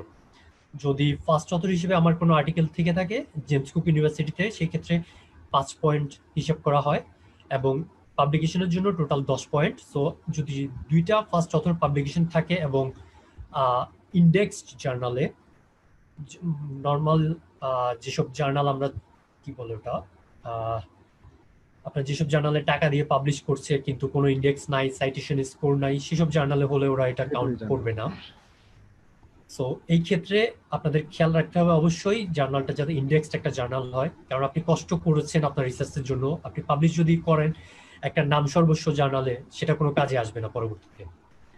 সো পাবলিকেশনটা একটা গুরুত্বপূর্ণ ফ্যাক্টর। এই ক্ষেত্রে জেমস কুক ইউনিভার্সিটিতে 10 পয়েন্ট যোগ হয়, এবং প্রিভিয়াস যে ডিগ্রি সেটার ক্ষেত্রে 25, এবং সেটা যদি আপনার রিসার্চ মাস্টার্স ডিগ্রি হয় 2 বছরের, তাহলে সেটাতে আপনার যদি ডিগ্রি থাকে তাহলে আপনি 25 ডিগ্রি মার্কটা পাচ্ছেন প্রফেশনাল মাস্টার্স ডিগ্রির জন্য। কিন্তু যদি 1 বছরের মাস্টার্স হয় তাহলে আপনার পার্সেন্টেজ মার্ক অনুযায়ী সেক্ষেত্রে পয়েন্টের ক্যাটাগরি 25 এর ভিতরে কম বেশি হয়। অ্যান্ড দেন ডিফারেন্ট স্কিলের উপর ডেভেলপ করে, ম্যাথোলজিক্যাল স্কিলের জন্য 2.5 সর্বোচ্চ, অ্যানালিটিক্যাল স্কিলে 2.5, অ্যান্ড দেন প্রজেক্ট ম্যানেজমেন্ট স্কিলের উপর 2.5। আবার আমি কিছু ক্ষেত্রে, যেমন ইউনিভার্সিটি অফ কুইন্সল্যান্ডের ক্ষেত্রে আমি যেটা দেখেছি, সেই ক্ষেত্রে ওদের রিসার্চ এনভায়রনমেন্ট, আপনি যেই ল্যাবে অ্যাপ্লাই করছেন সেই ল্যাবে আপনার প্রপোজাল অনুযায়ী কাজ করার মতো এনভায়রনমেন্ট আছে কিনা সেটার উপরে একটা মার্কিং হয়। আপনি যে সুপারভাইজারের আন্ডারে অ্যাপ্লাই করছেন সেই সুপারভাইজারের প্রিভিয়াস স্টুডেন্ট যারা ছিল ওরা টাইমলি তার ডিগ্রি শেষ করতে পেরেছিল কিনা সেটার উপর একটা মার্কিং হয়। সো মার্কিংটা আপনারও হচ্ছে, আপনার ল্যাবেরও হচ্ছে, আপনার সুপারভাইজারেরও হচ্ছে। সো এটা একটা গুরুত্বপূর্ণ দিক, আপনি যখন অ্যাপ্লাই করবেন সেটা মাথায় রাখা দরকার আর কি, যে আমি হয়তো বা এমন একজন সুপারভাইজারের কাছে অ্যাপ্লাই করলাম যার কাছে হয়তো 5-6 বছরেও কেউ ডিগ্রি শেষ করতে পারেনি, অথচ ডিগ্রিটা হয়তো বা 3 বছর বা 4 বছরের। তো সেটাও একটা গুরুত্বপূর্ণ দিক যেটা মাথায় রাখার দরকার অ্যাপ্লিকেশনের সময়। আর যেটা সুপারভাইজারদেরকে অ্যাপ্রোচ করার ক্ষেত্রে আমি বলবো, আপনি আপনার ভিতরে যেটা আছে আপনি সেটাই বলুন, এখানে বানিয়ে বা মিথ্যা কথা বলার কোনো দরকার নেই। সেই ক্ষেত্রে সেটা অবশ্যই সুপারভাইজাররা বুঝতে পারবে যে আপনি আসলে ওই দক্ষতা আপনার আছে কিনা। আপনি ফরেস্ট্রি থেকে পাশ করে আপনি যদি বলেন আমি C++, পাইথন, তারপর আরো যে প্রোগ্রামিং স্কিলগুলো আছে সেগুলো সবগুলোই পারি, আমি প্রফিশিয়েন্ট ইউজার, তাহলে সেটা অনেকটা বিশ্বাসযোগ্য হবে না। তো আপনি এই ক্ষেত্রে আপনার একটা পোর্টফোলিও রেডি করে রাখেন, যদি আপনার সেই দক্ষতা থাকে তাহলে আপনার সুপারভাইজার যাতে আপনার পোর্টফোলিওটা দেখে বুঝতে পারে যে আসলে ওর সেই দক্ষতা আছে ওই ব্যাপারে। এবং অনেক সময় দেখা যায় আপনি যেই টপিকের উপর বা আপনি একটা পছন্দ করে রেখেছেন যে আমি এই টপিকের উপরে পিএইচডি করব, সেটা অনেক সময় সম্ভবপর হয়ে ওঠে না। যে অনেকে জিআইএস নিয়ে কাজ করে, আমি জিআইএস এর উপরেই কাজ করব পিএইচডিতে, অনেক সময় এটা হয়তো আপনি মিলবে না, ব্যাটে বলে মিলবে না। আপনি যে সুপারভাইজারের কাছে নক করছেন ওনার কাছে হয়তো সর্বোচ্চ পরিমাণ স্টুডেন্ট রয়ে গেছে, উনি এখন স্টুডেন্ট নিতে পারছেন না, ওনার কাছে ফান্ডিং নেই। সো আমি বলবো কিছুটা ইন্টারডিসিপ্লিনারি কিছু চিন্তা করেন আপনারা, যাতে যেমন আমার ক্ষেত্রে আমি বলি, আমার জাপানের মাস্টার্সটা ছিল হচ্ছে পুরোপুরি এনভায়রনমেন্টাল কেমিস্ট্রি একটা ল্যাবে, আমি কাজ করি অ্যানালিটিক্যাল কেমিস্ট্রি ল্যাবে, যেখানে অ্যানালিটিক্যাল কেমিস্ট্রি রিলেটেড কাজ করতে হয়েছে আমাকে। কিন্তু এখন আমি কাজ করছি প্ল্যান্ট ফিজিওলজিক্যাল জিনিস নিয়ে। তো আমার সুপারভাইজারকে আমি অস্ট্রেলিয়ায় যাওয়ার পর জিজ্ঞেস করি যে আমার তো প্রিভিয়াস এক্সপিরিয়েন্স জাপানের ডিগ্রিটা ছিল অ্যানালিটিক্যাল কেমিস্ট্রিতে, সো তুমি আমাকে কেন চুজ করছো? তো সে আমাকে যেটা বললো, আমার প্রিভিয়াস আমি যখন আইইউসিআর 1 বছর কাজ করি, আমার কাজগুলো ছিল হচ্ছে forest management, monitoring, plantation monitoring, সেগুলো নিয়ে। এবং সেই ক্ষেত্রে কিছু কিছু জিনিস ওর কাজের সাথে মিলে যায়। সো যার কারণে ও মনে করেছে যে ওর যেই কাজ করানোর দরকার সেগুলো আমার দ্বারা হবে, তো এই কারণে সে আমাকে চুজ করে। আর আমি যে প্রপোজালটা সাবমিট করি আমার অ্যাপ্লিকেশনের সময়, আমি যাওয়ার আগেই আমার সেই প্রজেক্ট চেঞ্জ হয়ে যায়। আমার সুপারভাইজার আমাকে জিজ্ঞেস করে, রাসেল আমি একটা নতুন প্রজেক্ট পেয়েছি, আমাকে প্রপোজালটা সে সেন্ড করে, পড়তে বলে, পড়ার পর বলতে বলে যে তুমি কি এটাতে আগ্রহী, কাজ করতে আগ্রহী কিনা। সো আমি অ্যাপ্লাই করি হচ্ছে carbon dynamics in tropical rain forest এরকম একটা টপিকের উপর। কিন্তু পরবর্তীতে যখন আমি অস্ট্রেলিয়ায় গিয়ে কাজ শুরু করি, আমার কাজটা শুরু হয় হচ্ছে drought drought effect on eucalyptus এরকম একটা টপিক, যেটা completely different from the previous one. So আপনি যে টপিকে বা যে রিসার্চ প্রপোজাল জমা দিয়ে অ্যাপ্লিকেশন করবেন সেটাতেই যে আপনার কাজ করতে হবে বা আপনি করবেন সেটার কোনো গ্যারান্টি নেই, কারণ ওই রিলেটেড ফান্ড নাও থাকতে পারে বা এর থেকে বেটার অপরচুনিটিও পেতে পারেন।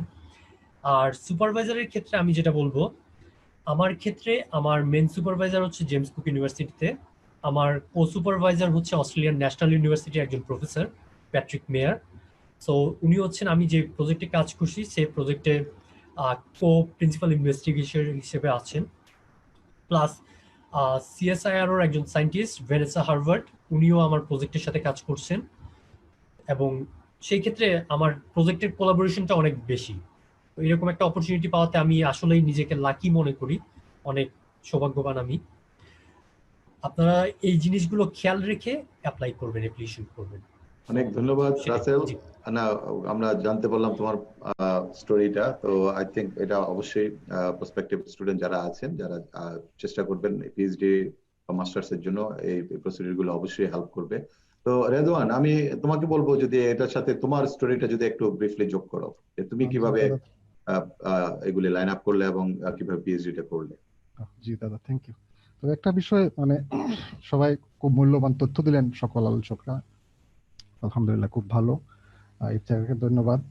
অনেক ইম্পর্টেন্ট। তবে একটা বিষয় হচ্ছে যারা নতুন অ্যাপ্লিকেন্ট তাদের জন্য একটা হোলিস্টিক ভিউ দরকার, আমি এটা ফিল করতেছি এখানে, কারণ আমরা বিচ্ছিন্নভাবে আলোচনা করছি আর কি।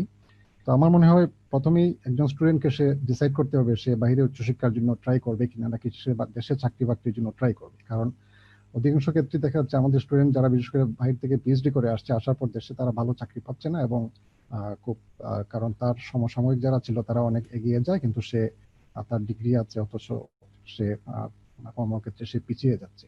তো এখানে তার একটা সিদ্ধান্তের বিষয়। আর যদি কেউ যদি সরকারি চাকরি পান তাহলে সেক্ষেত্রে তার পরবর্তীতে সে তার হায়ার স্টাডিজের সে সুযোগ আছে, সে তখন অ্যাপ্লাই করতে পারবে যদি সরকারি চাকরি প্লাস বাংলাদেশ ব্যাংক, সরকারি ব্যাংকগুলোতে বিশেষ করে অসেট যে স্কলারশিপটা, সেটা একটা গভর্নমেন্ট টু গভর্নমেন্ট স্কলারশিপ, মানে গভর্নমেন্ট টু গভর্নমেন্ট চুক্তি, অর্থাৎ সে সরকার টাকা দিচ্ছে এই সরকারের লোকদেরকে ট্রেন করার জন্য। ফলে বাংলাদেশ ব্যাংক সহ ডেভেলপমেন্ট এনজিও কর্মী, মানে ডেভেলপমেন্ট খাতে যে সকল এনজিও কাজ করে তাদের ওয়ার্কাররা প্লাস গভর্নমেন্ট অফিসাররা যারা, তারা সেই সুযোগটা পাচ্ছে।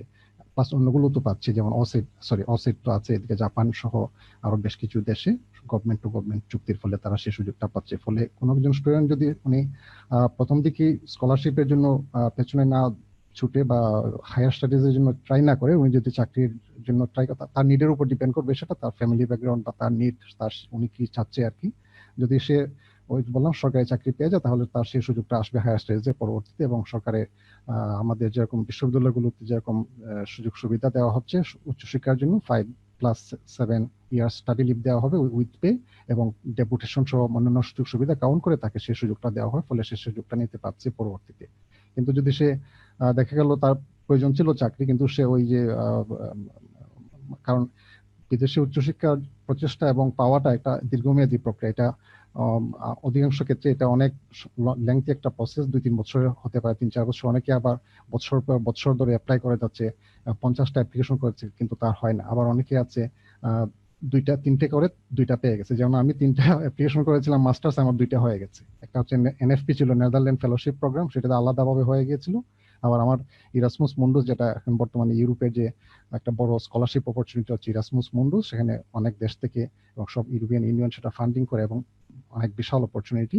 মানে আমি এজ এ ইউনিয়ন হিসাবে, কান্ট্রি ইন্ডিভিজুয়াল কান্ট্রি না হিসাবে, ইউনিয়ন হিসাবে এটা সবচেয়ে বড়, আমার মনে হয় বিশ্বের সবচেয়ে বড় স্কলারশিপ অপরচুনিটি হচ্ছে ইরাসমুস মুন্ডুস। তো ইরাসমুস মুন্ডুস আর সহ ইয়াগুলোতে সে অ্যাপ্লাই করার সুযোগ পাচ্ছে। তো সেজন্য এই ধরেন, তো সেই সিদ্ধান্ত সে প্রথমেই আসবে যে সে কোন দিকে যাবে। সেকেন্ড ইয়া হচ্ছে যদি সে পজিটিভ সিদ্ধান্ত নেয়, তার হায়ার স্টাডিজের প্রতি তার বা রিসার্চের প্রতি তার ইন্টারেস্ট বেশি থাকে, সেক্ষেত্রে সে প্রথমেই যেটা করতে হবে, তাকে তার ডকুমেন্টস প্রিপারেশন করতে হবে।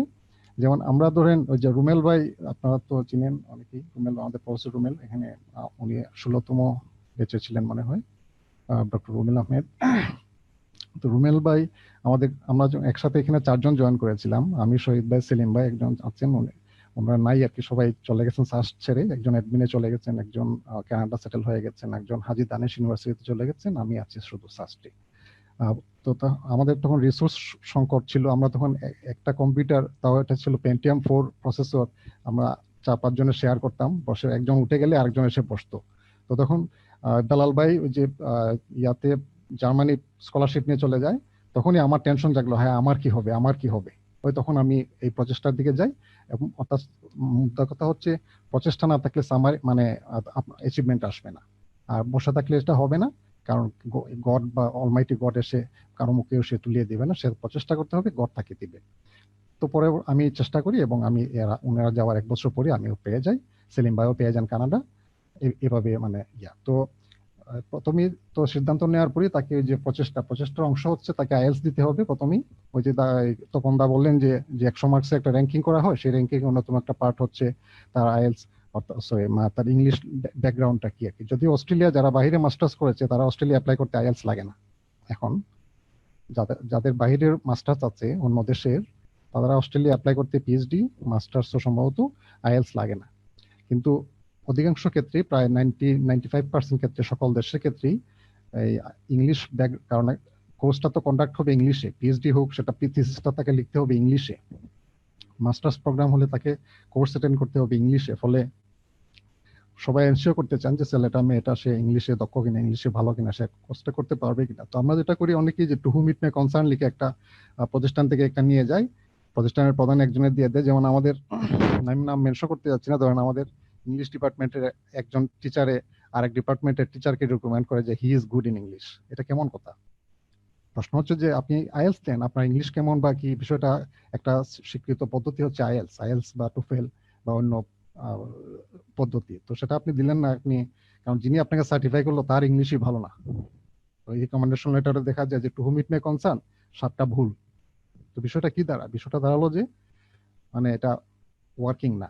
তখন দা যেটা বললেন যে অনেক ক্ষেত্রে প্রথম দিকে তারা মানে বাদ পড়ে যায়। কি কারণে? অন্য দেশে, কারণ অস্ট্রেলিয়া সহ ইউরোপের দেশগুলোতে সারা ওয়ার্ল্ড থেকে সবার নজর থাকে এই দেশগুলোতে, অস্ট্রেলিয়া, কানাডা, ইউএসএ, ইউরোপিয়ান ইউনিয়নভুক্ত দেশগুলোর দিকে সবার নজর থাকে। বিশেষ করে আফ্রিকার যারা স্টুডেন্ট আছে, এদিকে এশিয়ার, ইরান টিরান, এই যে ইন্ডিয়া, সবাই যে দাদা বললেন যে ডেইলি 4-5টা মেইল পান, সবাই পায়, কিন্তু তারা অনেক সময় রেসপন্স করে না, কারণ ফিল আপ হয়ে গেছে তো ভাই। অর্থাৎ সবাই চেষ্টা করে যে সেই স্কলারশিপ অপরচুনিটিটা নেওয়ার জন্য, কিন্তু সে পাচ্ছে না। কি কারণে পাচ্ছে না? ওই যে এখান থেকে তার আইএলস নাই। তো আপনাকে প্রথমে আইএলস দিতে হবে। তো আইএলস আমি ব্যক্তিগতভাবে আমি একটা জিনিস, এটা আমার ব্যক্তিগত অভিজ্ঞতা থেকে আমি সেটা বুঝতে পেরেছি যে ইংলিশ জানার সাথে আইএলস এর কোনো সম্পর্ক আছে, তবে এত সম্পর্ক নেই। মানে একজন মানুষ ইংলিশে খুব ভালো হতে পারে, কিন্তু তাই বলে যে আইএলস এ সে ভালো করবে এমন কোনো কথা নেই আর কি। সম্পূর্ণ ভিন্ন একটা বিষয়, সম্পূর্ণ ভিন্ন একটা পরীক্ষা পদ্ধতি। যেমন আমি 4বার আইএলস দিয়েছি আল্লাহর রহমতে, কিন্তু মানে আমার অত্যন্ত বিরক্ত লাগে ব্যক্তিগতভাবে আর কি, মানে এত পেইন লাগে আর কি। আমি কোনোদিন প্রিপারেশন নিয়ে আইএলস দিইনি, বা আগের রাত্রে একটু দেখি, আমি পরের দিন এভাবে দিয়েছিলাম 4বার আর কি, প্রয়োজন ছিল সেজন্য। তো সববারই আল্লাহর রহমতে মানে 6.5 ওভারঅল আমার আসছে আর কি।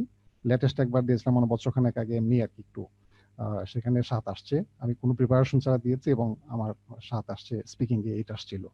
তো তো ইংলিশের জন্য আমি ব্যক্তিগতভাবে আমার জীবনে এত পরিশ্রম করেছি এটা আমি জানি না, মানে আর কি। আমি সেই চিটাং ইফেস্কোতে থাকতে আমি প্রতিদিন প্রত্যেক ওই যে পেপার রুমে যে পেপার দেয়, পেপারে সবাই দেখা যায় বাংলা পেপার পড়ার জন্য খুবই কম্পিটিশন, সবাইকে এইভাবে দেখে, কিন্তু ইংলিশের ডেইলি স্টারটা ওইদিকে পড়ে থাকে, এদিকে কেউ যায় না। তো আমি কষ্ট করে যেতাম, কারণ মানসিক অশান্তি, কারণ ইংলিশ পড়তে তো অশান্তি লাগে। যেতাম, ওই 8-10টা আননোন ওয়ার্ড নোট করে নিয়ে আসতাম রুমে এনে। আমার একটা ডায়েরি ছিল, এটা এখনো আছে আল্লাহর মতে, মাঝে মধ্যে দেখি আমি এইটার অর্থটা সহ সেন্টেন্সটা লিখে রাখতাম। দিয়ে এইভাবে একটা অনেক দিনের একটা প্রক্রিয়ার ফলে আমি এখন পর্যন্ত সুবিধা পেয়ে যাচ্ছি, সারা জীবনে আমি পেয়েছি আমার এই ইংলিশের জন্য। আমি এখানে শ্রম দিয়েছি, আমি সেখানে রিটার্ন পেয়েছি এবং পাচ্ছি।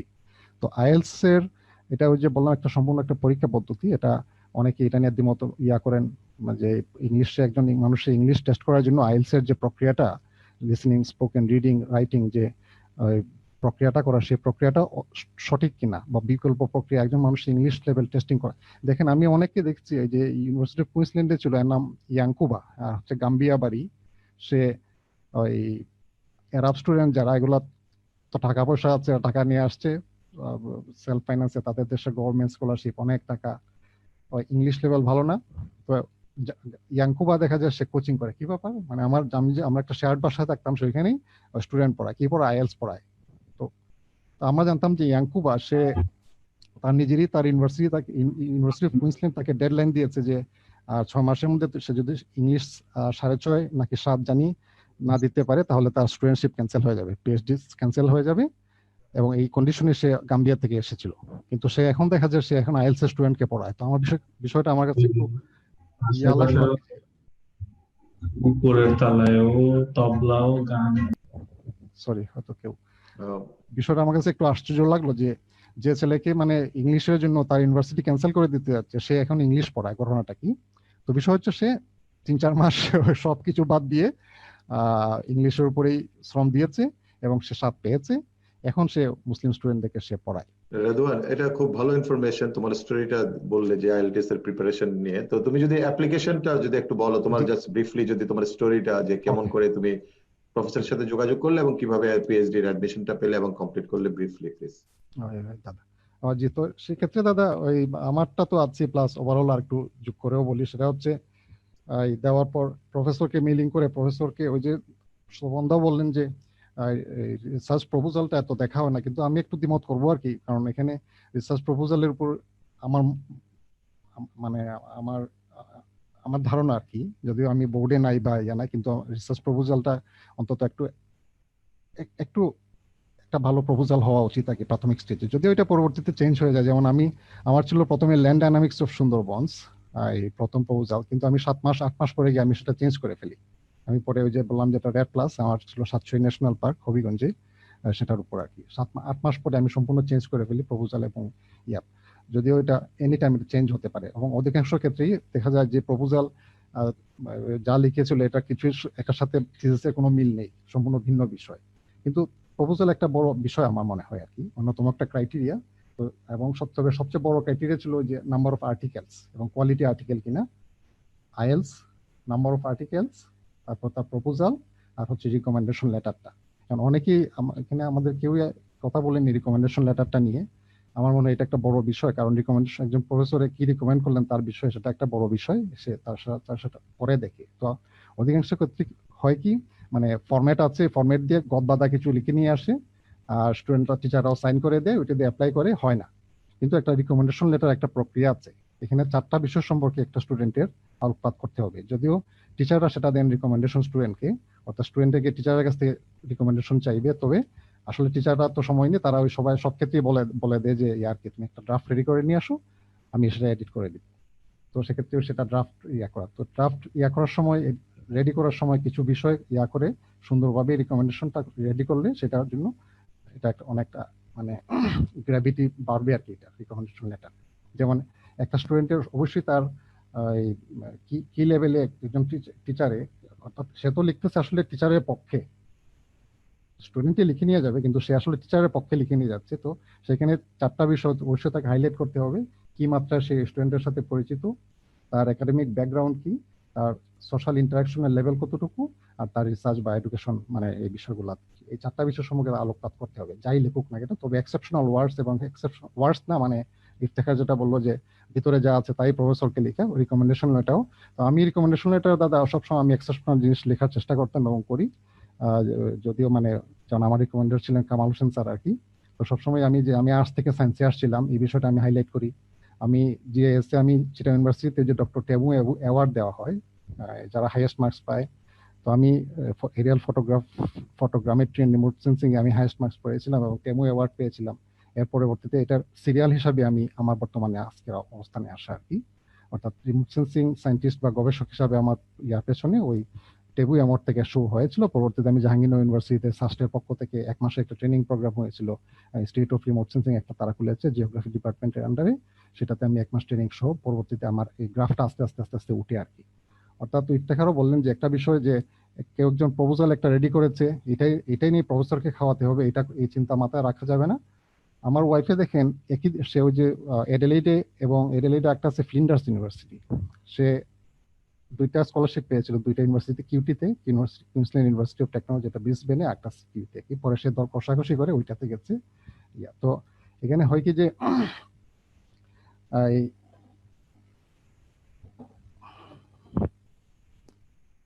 সরি কি পয়েন্টটা বললাম ভুলে গেলাম এই যে আচ্ছা সরি, তো তার একদিন সময়ের ব্যবধানে সে 2টা প্রপোজাল রেডি করেছে। এবং প্রপোজালের বিষয়টা শুনে আমরা অনেকেই কথা বলছি না, কিন্তু প্রপোজাল একটা ইম্পর্টেন্ট বিষয়, সেটা হতে পারে 2 পেজ, হতে পারে সেটা 5 পেজ, হতে পারে সেটা 10 পেজ, তবে নট মোর দেন 10 পেজ বা এরকম আর কি। কারণ এত তো সময় নেই, প্রফেসরের তো সময় নেই, ইয়ারও তো সময় নেই, কারণ এটাকে বলাই হয় যে রিসার্চ সিনপসিস, একটা সিনপসিস রেডি করা, সেটা 2-3 পেজ 3-4 পেজ দেশ আমি মনে করি সেটা এনাফ আর কি। তবে সেটা তো সে একদিনের ব্যবধানে অনেকেও যে 1টা-2টা রেডি করে বসে থাকে, এটাই সব টিচারকে মেইল করে আর কি, দেখা যায় নেগেটিভ রিপ্লাই, এটা তো হবে না। ঠিক আছে রেদওয়ান, আই থিংক ওই ইনফরমেশন গুলো আমাদের হেল্পফুল। যে একটা পয়েন্ট দিয়ে যদি তুমি একটু র্যাপ আপ করো যে তোমার স্কলারশিপটা কিভাবে তোমার পিএইচডি সাপোর্টেড ছিল, ওই ব্যাপারটা যদি একটা লাভ করো, তারপর আমরা মাহমুদের কাছে যাবো for the sake of time. আমারটা ছিল যেটা দাদা, আমারটা হচ্ছে ওই যে land dynamics of Sundarbans D2C level right, সেটা ছিল আমার ইনিশিয়াল প্রপোজাল যেটা দিয়ে আমি পিএইচডি পাই। তো সেটার ব্যাকগ্রাউন্ড ওই যে আমার সাপোর্ট ছিল, ফাইনান্সিয়াল সাপোর্ট কি ইউনিভার্সিটি থেকে ছিল না এটা স্কলারশিপ? সেটা আইপিআরএস স্কলারশিপ ছিল। ওই যে দাদা ওরা বললেন যেটা, কারণ স্কলারশিপ ছাড়া বাংলাদেশের মানুষের এটা 1 কোটি টাকা তো এটা টিউশন ফি ভ্যালু। এখন স্কলারশিপ ছিল আইপিআরএস, আর 2টা স্কলারশিপ ছিল আমার, একটা হচ্ছে ইকিউ সেন্টিনিয়াল স্কলারশিপ আর একটা হচ্ছে IPRS international post Graduate Research scholarship. তারা সম্ভবত ইদানিং নাম চেঞ্জ করে এটা আইপিএ করেছে আর কি। আমি আজ করবো যদি আইপিআরএস স্কলারশিপ, এটা তো অ্যানুয়ালি অফার করে, তাই না? Annually, এটার লিঙ্কটা যদি একটু এই গ্রুপে যদি আপনারা কেউ শেয়ার করেন, যে অসেড এবং আইপিআরএস এই দুইটা কমন স্কলারশিপ অস্ট্রেলিয়ার জন্য, যদি আচ্ছা, ওই আমি লিঙ্কটা। একটু অ্যাড করব এখানে। এখন সরাসরি আইপিআরএস নামে স্কলারশিপটা দেওয়া হচ্ছে না, এখন দেওয়া হচ্ছে আপনার ইউনিভার্সিটির আন্ডারে ফান্ড চলে যাচ্ছে, সেখান থেকে ইউনিভার্সিটি স্কলারশিপ গুলো দিচ্ছে, যেমন James Cook University Post Graduate Research Scholarship JCU PRS, সরাসরি আইপিআরএস নামে যাচ্ছে না এটা। সো আচ্ছা। প্রত্যেকটা ইউনিভার্সিটির জন্য আলাদা আলাদা করে ফান্ড, এবং সেখান থেকে স্কলারশিপটা দিচ্ছে ইউনিভার্সিটি নিজে, সেন্ট্রালি না। রাইট, এটা তো গত 2 বছর ধরে এটা তারা করতেছে আর কি। হ্যাঁ, জি। তো এটি তো দাদা অস্ট্রেলিয়া স্কলারশিপের জন্য হলে মেইনলি 3টা গভর্নমেন্ট স্কলারশিপ, একটা হচ্ছে অসেড বা অস্ট্রেলিয়া অ্যাওয়ার্ডস বলে, আগে ছিল অসেড, এখন তারা এড নামটা চেঞ্জ করে অ্যাওয়ার্ডস করেছে। সেটা হচ্ছে গভর্নমেন্ট টু গভর্নমেন্ট চুক্তি আর কি। সেটা আসলে যারা ডেভেলপমেন্ট ওয়ার্কার, এনজিও তে ডেভেলপমেন্ট এনজিও, বাংলাদেশ ব্যাংক সরকারি ব্যাংক আর সরকারি কর্মকর্তা যারা, তাদের জন্য। অন্যরা এটা অ্যাক্সেস পাবে না এবং এটা তাদের সুযোগ নেই আর কি। সেকেন্ড হচ্ছে আইপিআরএস বা যেটা আইপিএ, তো সেটার জন্য এখন তারা গত 2-1 বছর ধরে ওই ইউনিভার্সিটিগুলোকে দিয়ে দিচ্ছে কানাডার মতো, ইউনিভার্সিটি সিলেক্ট করে তাকে অফার করছে। একটা হচ্ছে যেটা এন্ডেভার স্কলারশিপ, এই 3টা হচ্ছে মেইনলি গভর্নমেন্ট স্কলারশিপ বা গভর্নমেন্ট ফান্ডেড আর কি। আর বাকিগুলো আমি হচ্ছে একটু অ্যাড করব, আচ্ছা, এন্ডেভার রাসেল। স্কলারশিপটা বোধহয় গত বছর থেকে ওরা বন্ধ করে দিয়েছে, এটার ফান্ডিং এন্ডেভারটা হচ্ছে না এবার Endeavour। হ্যাঁ, গতবার বা এবার 19-এর লাস্টের থেকে দেখে এটা বন্ধ আছে, এটা লিঙ্কটা বন্ধ, রাইট। আর হচ্ছে দাদা বাকিগুলো হচ্ছে ইউনিভার্সিটি স্কলারশিপ। প্রত্যেক ইউনিভার্সিটি তাদের নিজস্ব স্কলারশিপ থাকে, যেমন ইন্টারন্যাশনাল রিসার্চ স্কলারশিপ, ইউকিউ আছে, এনএসডব্লিউ, অর্থাৎ নামি রিসার্চ স্কলারশিপ ইউনিভার্সিটি। যেমন আমারটা ছিল ইউকিউ সেন্টেনিয়াল স্কলারশিপ, মানে university of Queensland centennial scholarship, একটা লিভিং অ্যালাওয়ান্স দিবে। আর আইপিআরএস থেকে সেটা হচ্ছে টিউশন ফিটা কভার করবে। তো এভাবে যাকে দেয় তাকে 2টা স্কলারশিপ দেয় আর কি, আইদার লিভিং অ্যালাওয়ান্স প্লাস আচ্ছা। টিউশন ফি কভার করা আর কি। আর হচ্ছে খুব আপনার ভালো, অনেক ধন্যবাদ রেদওয়ান। তো আমরা আসবো আবার, কোয়েশ্চেন থাকলে আমরা প্রত্যেক প্যানেলিস্টের কাছে আবার আসবো। আমরা যেহেতু আমরা সময়ের ব্যাপারে একটু দেখতে হবে, কারণ অনেকে অনেকক্ষণ ধরে আছেন সেশনে। আমরা চাই যে আমরা যদি কারো স্পেসিফিক কোয়েশ্চেন থাকে, আমি প্লিজ বলবো যারা ওয়াচ করছেন, আপনারা যদি আপনাদের কোনো পার্টিকুলার কোয়েশ্চেন থাকে কোনো প্যানেলিস্টের জন্য কোনো স্পেসিফিক ব্যাপারে, please feel free to write them. আপনারা যদি যারা লাইভে দেখছেন ওখানে কমেন্ট বক্সে একটু লিখেন, আর যারা এখানেও আছেন এই জুমে, ওখানে চ্যাট বক্সে যদি আপনাদের কোয়েশ্চেন গুলো আস্ক করেন, তাহলে আমরা প্যানেলিস্টদের কাছ থেকে ওটা শুনতে পারবো। আচ্ছা, এখন আমরা চলে যাই আমাদের ফাইনাল প্যানেলিস্ট মাহমুদ খান।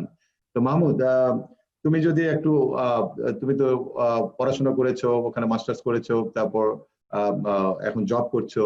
তো তুমি যদি জব অপরচুনিটি এবং ওখানে এবং তুমি recently I think immigration complete করেছো, তাই না? ইমিগ্রেশনও পেয়েছো।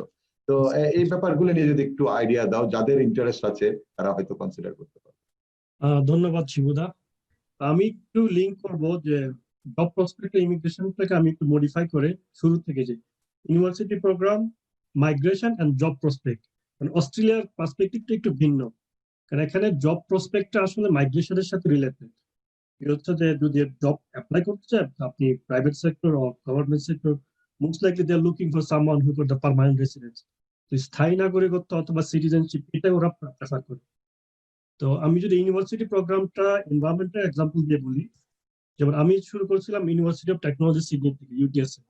এখানে এনভায়রনমেন্টের মধ্যে আছে এনভায়রনমেন্টাল ইঞ্জিনিয়ারিং আছে, তারপর ওয়াটার ইঞ্জিনিয়ারিং আছে, জিআইএস আছে। তো নিউ সাউথ ওয়েলস আরো কয়েকটা ইউনিভার্সিটি আছে, for example is University of New South Wales, they have a good reputed university, University of Sydney, Macquarie University. এছাড়া অন্যান্য স্টেটের মধ্যে আছে অস্ট্রেলিয়ান ন্যাশনাল ইউনিভার্সিটি, সেখানেও ব্যাচেলার এবং মাস্টার্স। তপনদা বলতেছিলাম যে মাস্টার্স বাই কোর্স ওয়ার্ক, এটা একটা খুব ভালো অপশন, যে এক বছর অথবা 2 বছরের কোর্স। এছাড়া আরো আছে জিআইএস এর জন্য ভালো আছে যে Flinders university, they have a specific course in specific only for GIS, both in bachelor's and master's. তো আরো আছে যে university of Tasmania, university of Queensland. তো আমি যেটা বলতে চাচ্ছিলাম যে ইউনিভার্সিটি প্রোগ্রামের সাথে ইমিগ্রেশন এবং জব প্রসপেক্ট, বিকজ দেখা যে স্টাডি শেষ করার পর সবাই চায় যে এখানে থাকতে, পার্মানেন্ট রেসিডেন্ট হতে। এটা ডিপেন্ডস করে যে বর্তমানে ওরা যদি স্কিল ইন্ডিপেন্ডেন্টে যেতে চায় তাহলে স্কিল অকুপেশন লিস্ট থাকে, এটা প্রতি বছর আপডেট হচ্ছে। So if they can see that which subjects are in the priority list, so it's very helpful for them. এছাড়া যে ইমিগ্রেশনে আর কয়েকটা অপশন হচ্ছে যে এমপ্লয়ি নমিনেশন আছে, অথবা employee sponsorship, training and research stream visa 402, যেটা প্রিলিমিনারি 2 বছর থাকার জন্য দিবে। আর তারপর হচ্ছে regional migration in designated area. তো এগুলো হচ্ছে যে পার্মানেন্ট রেসিডেন্সি পাওয়ার জন্য অথবা স্থায়ী নাগরিকত্বের জন্য। এছাড়া যে নর্মালি যেটা হচ্ছে যে যত বছর স্টাডি করবে তত বছর তারা টেম্পোরারি রেসিডেন্ট ভিসা দিবে। ডিপেন্ডস অন 2 বছর স্টাডি করলো 2 বছরের টেম্পোরারি রেসিডেন্ট ভিসা, 5 বছর পিএইচডি করলো 5 বছরের জন্য টেম্পোরারি রেসিডেন্ট ভিসা। এটা একটা গুড অপশন হচ্ছে। অস্ট্রেলিয়াতে একটা সুযোগ আছে যে by this time they can apply, prepare all the documents for the permanent resident, because বর্তমানে দেখা যাচ্ছে যে সত্যি বলতে যে ইমিগ্রেশনের যে পয়েন্ট সিস্টেমটা খুব হাই, যে 90 পয়েন্টস 80 পয়েন্টস হতে ওই সময়টার মধ্যে যারা প্রিপেয়ার করতে পারবে আইএলস অথবা আদার যে জব এক্সপিরিয়েন্স, অন্যান্য যে অপশন গুলা। এটা আরেকটা হচ্ছে যে ইমিগ্রেশনের ক্ষেত্রে আমি ওই দিন ডিসকাস করছিলাম যে স্কিল অ্যাসেসমেন্টটা নিয়ে, সেটা হচ্ছে ভেরি ইম্পর্টেন্ট। ইমিগ্রেশনের ক্ষেত্রে যখন সে অ্যাপ্লাই করবে পার্মানেন্ট রেসিডেন্সির জন্য, তখন ওদেরকে একটা তাদের যে সার্টেন স্টাডির উপর স্কিল অ্যাসেসমেন্ট করতে হয়। তো মোস্ট লাইকলি যে আমরা যারা এনভায়রনমেন্ট পড়ছে অথবা ফরেস্ট্রি পড়ছে, ভ্যাটাসেস অথবা ইঞ্জিনিয়ার্স অস্ট্রেলিয়া, তো ভ্যাটাসেসটা করে কি ওভারসিজ এক্সপিরিয়েন্স ওরা এটা অ্যাসেস করে, অথবা যদি লোকাল 1 বছরের এক্সপিরিয়েন্স থাকে 1 বছর, অথবা ওভারসিজ 3 বছর এক্সপিরিয়েন্স থাকলে ওরা অ্যাকসেপ্ট করে ওই স্কিল একটা বলি স্কিল সার্টিফাইড করে। আরেকটা হচ্ছে ইঞ্জিনিয়ার্স অস্ট্রেলিয়া, বিশেষ করে এনভায়রনমেন্টের গ্রাজুয়েট যারা ব্যাচেলর করে সরাসরি চলে আসছে তাদের জন্য একটু টাফ হয়ে যাচ্ছে, কারণ অনেক সময় environmental science engineers Australia accept করে না, অথবা যদি দেখা যাচ্ছে যে তাদের এক্সপিরিয়েন্স থাকে তো সেক্ষেত্রে তারা ভ্যাটাসিস দিয়ে স্কিল সার্টিফাই করতে পারে। এ হচ্ছে কথা। আর জব প্রসপেক্টের ক্ষেত্রে যে স্কোপ গুলো সেটা হচ্ছে লোকাল গভর্নমেন্ট, যেটা বর্তমানে আমি আছি, স্টেট গভর্নমেন্ট, রিসার্চ সেক্টর, যেটার মধ্যে আমাদের নসাদ ভাই আছে, সিএসআই, আরো একাডেমিক্স এর মধ্যে আছে, অনেকেই করতে পারে পিএইচডি, পোস্ট ডক্টরাল, আমাদের তপনদা আছে, অথবা অন্যান্য প্রাইভেট অর্গানাইজেশন আছে। তো সেক্ষেত্রে তারা দেখে they will be eligible to apply for the job.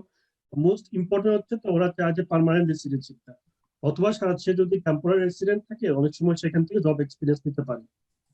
তো আরেকটা বিষয় আমি দেখেছি যে while doing the study অনেকে বিভিন্ন অর্গানাইজেশন থেকে এক্সপিরিয়েন্স নেয়, বিশেষ করে আমরা অনেক কলিগকে দেখেছি।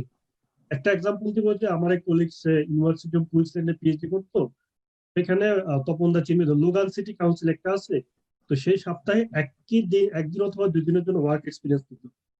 তো অস্ট্রেলিয়াতে জব অ্যাপ্লাই করতে গেলে সমস্যাটা হচ্ছে যে ওরা লিখে দেয় যে মিডিয়াম 2 to 3 ইয়ার্স এক্সপিরিয়েন্স, অথবা অনেক সময় 3-4 ইয়ার্স এক্সপিরিয়েন্স।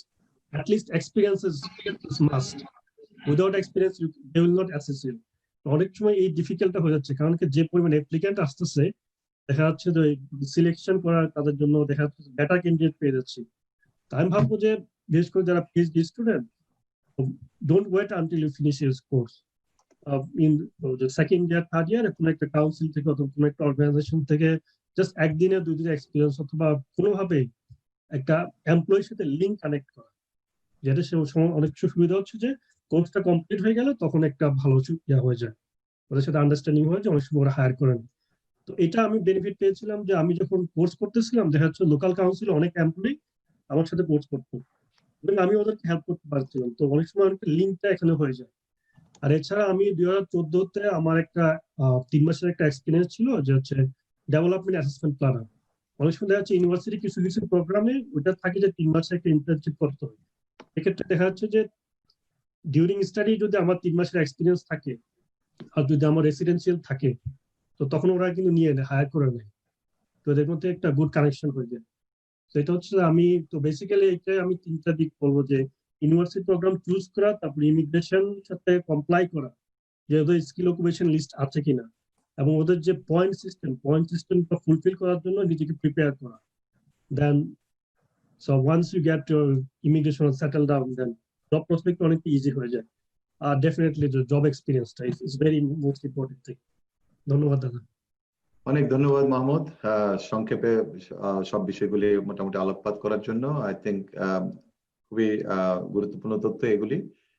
তো আপনারা যারা দেখছেন, আপনারা বুঝতে পারছেন যে আমাদের বিভিন্ন অ্যালুমনাইরা যারা ওখানে আছেন, ওরা মানে সহযোগিতার হাত বাড়িয়ে দিয়েছেন, এবং আপনারা যে কোনো ধরনের প্রশ্ন যদি থাকে প্লিজ যদি ওগুলি আপনারা চ্যাট বক্সে বা ওখানে লাইভে যারা দেখছেন কমেন্ট বক্সে একটু দেন। আমরা শুনলাম মোটামুটি এই টপিক ওয়াইজ আমরা শুনলাম কোন ইউনিভার্সিটিতে কিভাবে অ্যাপ্লাই করবেন এবং প্রসিডিউরটা কি এবং কি কি কিভাবে প্রিপেয়ার করবেন, তারপরে জব প্রসপেক্ট বা ইমিগ্রেশনের প্রসপেক্ট কি আছে না আছে। এবং বাই দ্য ওয়ে আমাদের কিন্তু আমরা 5 জন অ্যালুমনাই এখানে invited for the panel, but আমাদের কিন্তু আরো অনেক অ্যালুমনাই কিন্তু অস্ট্রেলিয়াতে আছেন এবং বিভিন্ন জায়গায় ভালো জব করছেন এবং সো আমরা পরবর্তীতে ইচ্ছা আছে যদি টপিক ওয়াইজ যদি কোনো ইন্টারেস্ট থাকে এরকম, আমরা হয়তো আরো এরকম অ্যালুমনাইদেরকে এনে এরকম সেশন হয়তো করানো যাবে। বাট শিবু, আমি জাস্ট আপনাদের একটু কোয়েশ্চেন থাকলে আপনারা প্লিজ আমাদেরকে আস্ক করেন, আমি অন্তত কানেক্ট করে দেওয়ার চেষ্টা করব।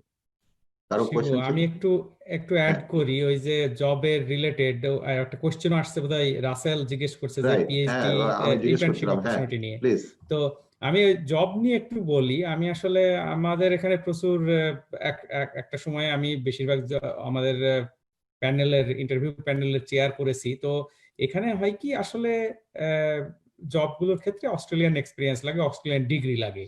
তো যেমন মাহমুদ ও এখানকার ডিগ্রি করেছে বা যারাই করেছে, একটা অস্ট্রেলিয়ান ডিগ্রি ছাড়া আমরা অসংখ্য অ্যাপ্লিক্যান্ট পাই। তো তারপরে ওইটাও একটা ফ্যাক্টর যে পার্মানেন্ট রেজিডেন্সি, ওইটাও একটা ফ্যাক্টর অনেক সময়, যে ওইটা এলিজিবিলিটি হয়তো অনেক ক্ষেত্রে অনেক জবের জন্য, আনলেস যদি জবটা খুবই হাই ডিমান্ডে না হয় তাহলে ওই বাংলাদেশ থেকে জব পাওয়া পসিবল না।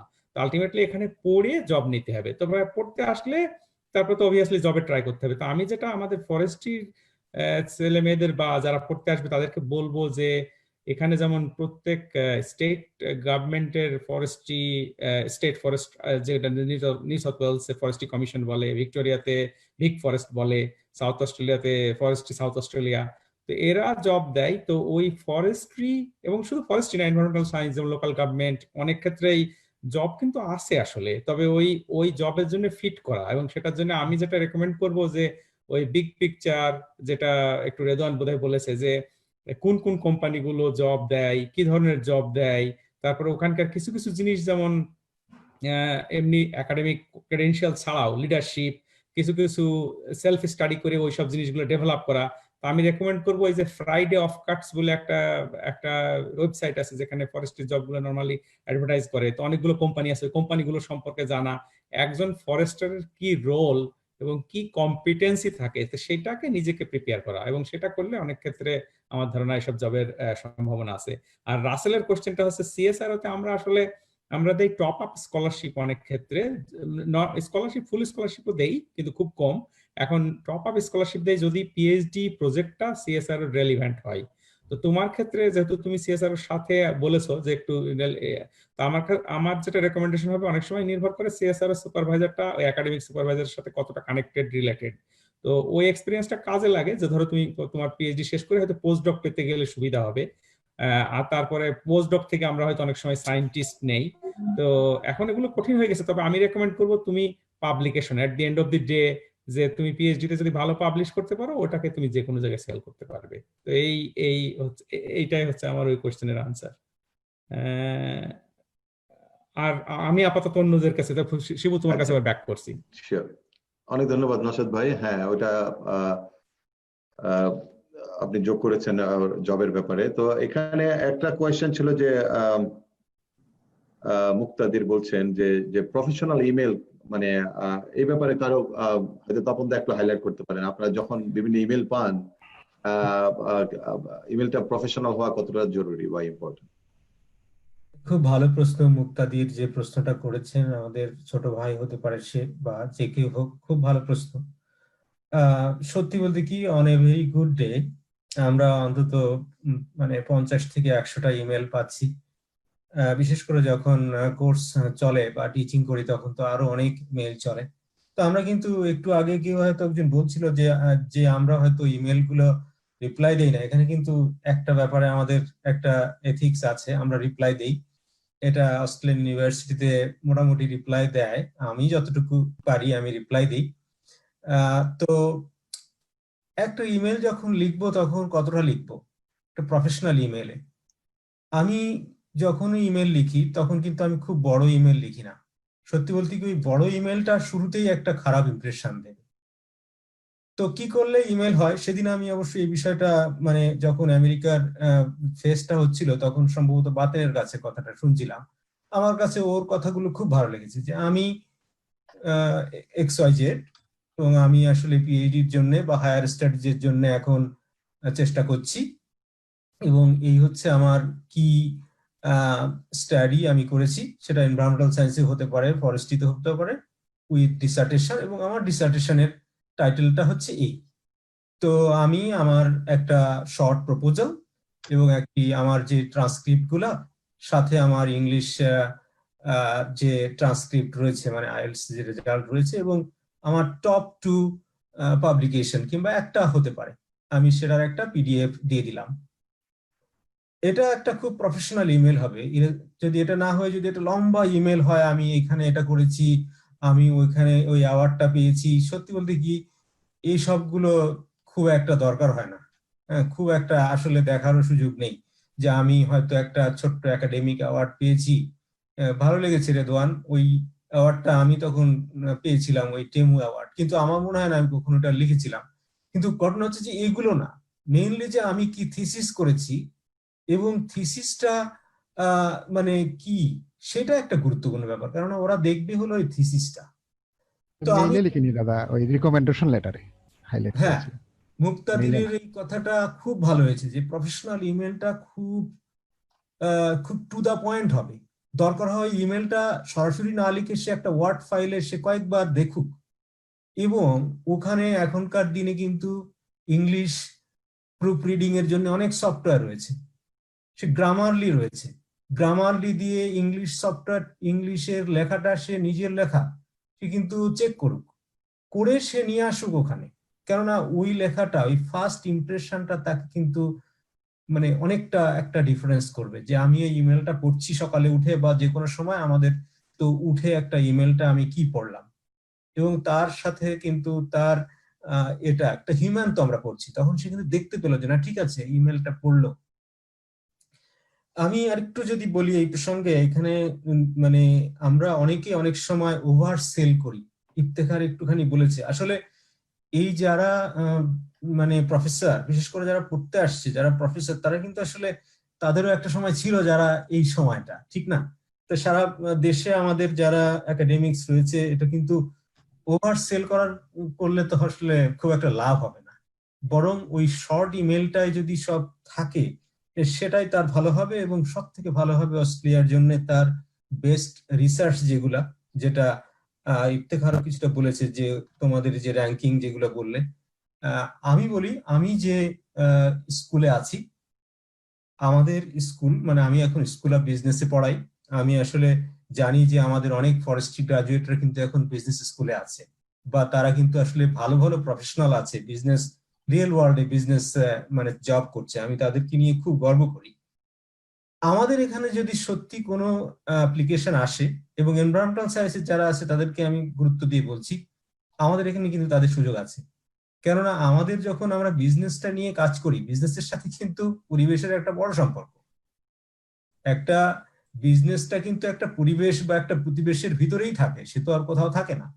তো এই যে ইন্টারাকশনটা নিয়ে আমরা কাজ করি, আমরা যেটা বলি ইকোসিস্টেম, যে মানে হিউম্যানের সাথে পরিবেশের সম্পর্ক, আমরা এখানে হিউম্যানের সাথে পরিবেশ এবং ব্যবসার সম্পর্ক, এটা আমরা দেখি, এবং তাদেরকে আমি এনকারেজ করতে চাচ্ছি যে তারা যেন আমাদের এই স্কুলেও যেন অ্যাপ্লাই করে, স্কুল অফ বিজনেসেও তারা অ্যাপ্লাই করতে পারে, এবং সেক্ষেত্রে তাদের প্রপোজালটা হবে যেমনটি আমি একটু আগে বলেছি, যে বিজনেসের সাথে এনভায়রনমেন্টের যে পলিউশনের ক্ষেত্রে হতে পারে, যে আমাদের দেশের বিভিন্ন যে সেক্টর গুলোতে যে পলিউশন হচ্ছে, সেটা সিমেন্ট ফ্যাক্টরি হলো, সেটার সাথে তার এনভায়রনমেন্টাল পলিউশনটা নিয়ে এসে স্টাডি করলো, এরকম মানে বিজনেসের সাথে তার একটা লিঙ্ক করলো, তাতে তার স্কোপটা কিন্তু বেড়ে গেল, তাকে শুধু স্কুল অফ এনভায়রনমেন্টাল সায়েন্স কিংবা এটাতে করতে হচ্ছে না।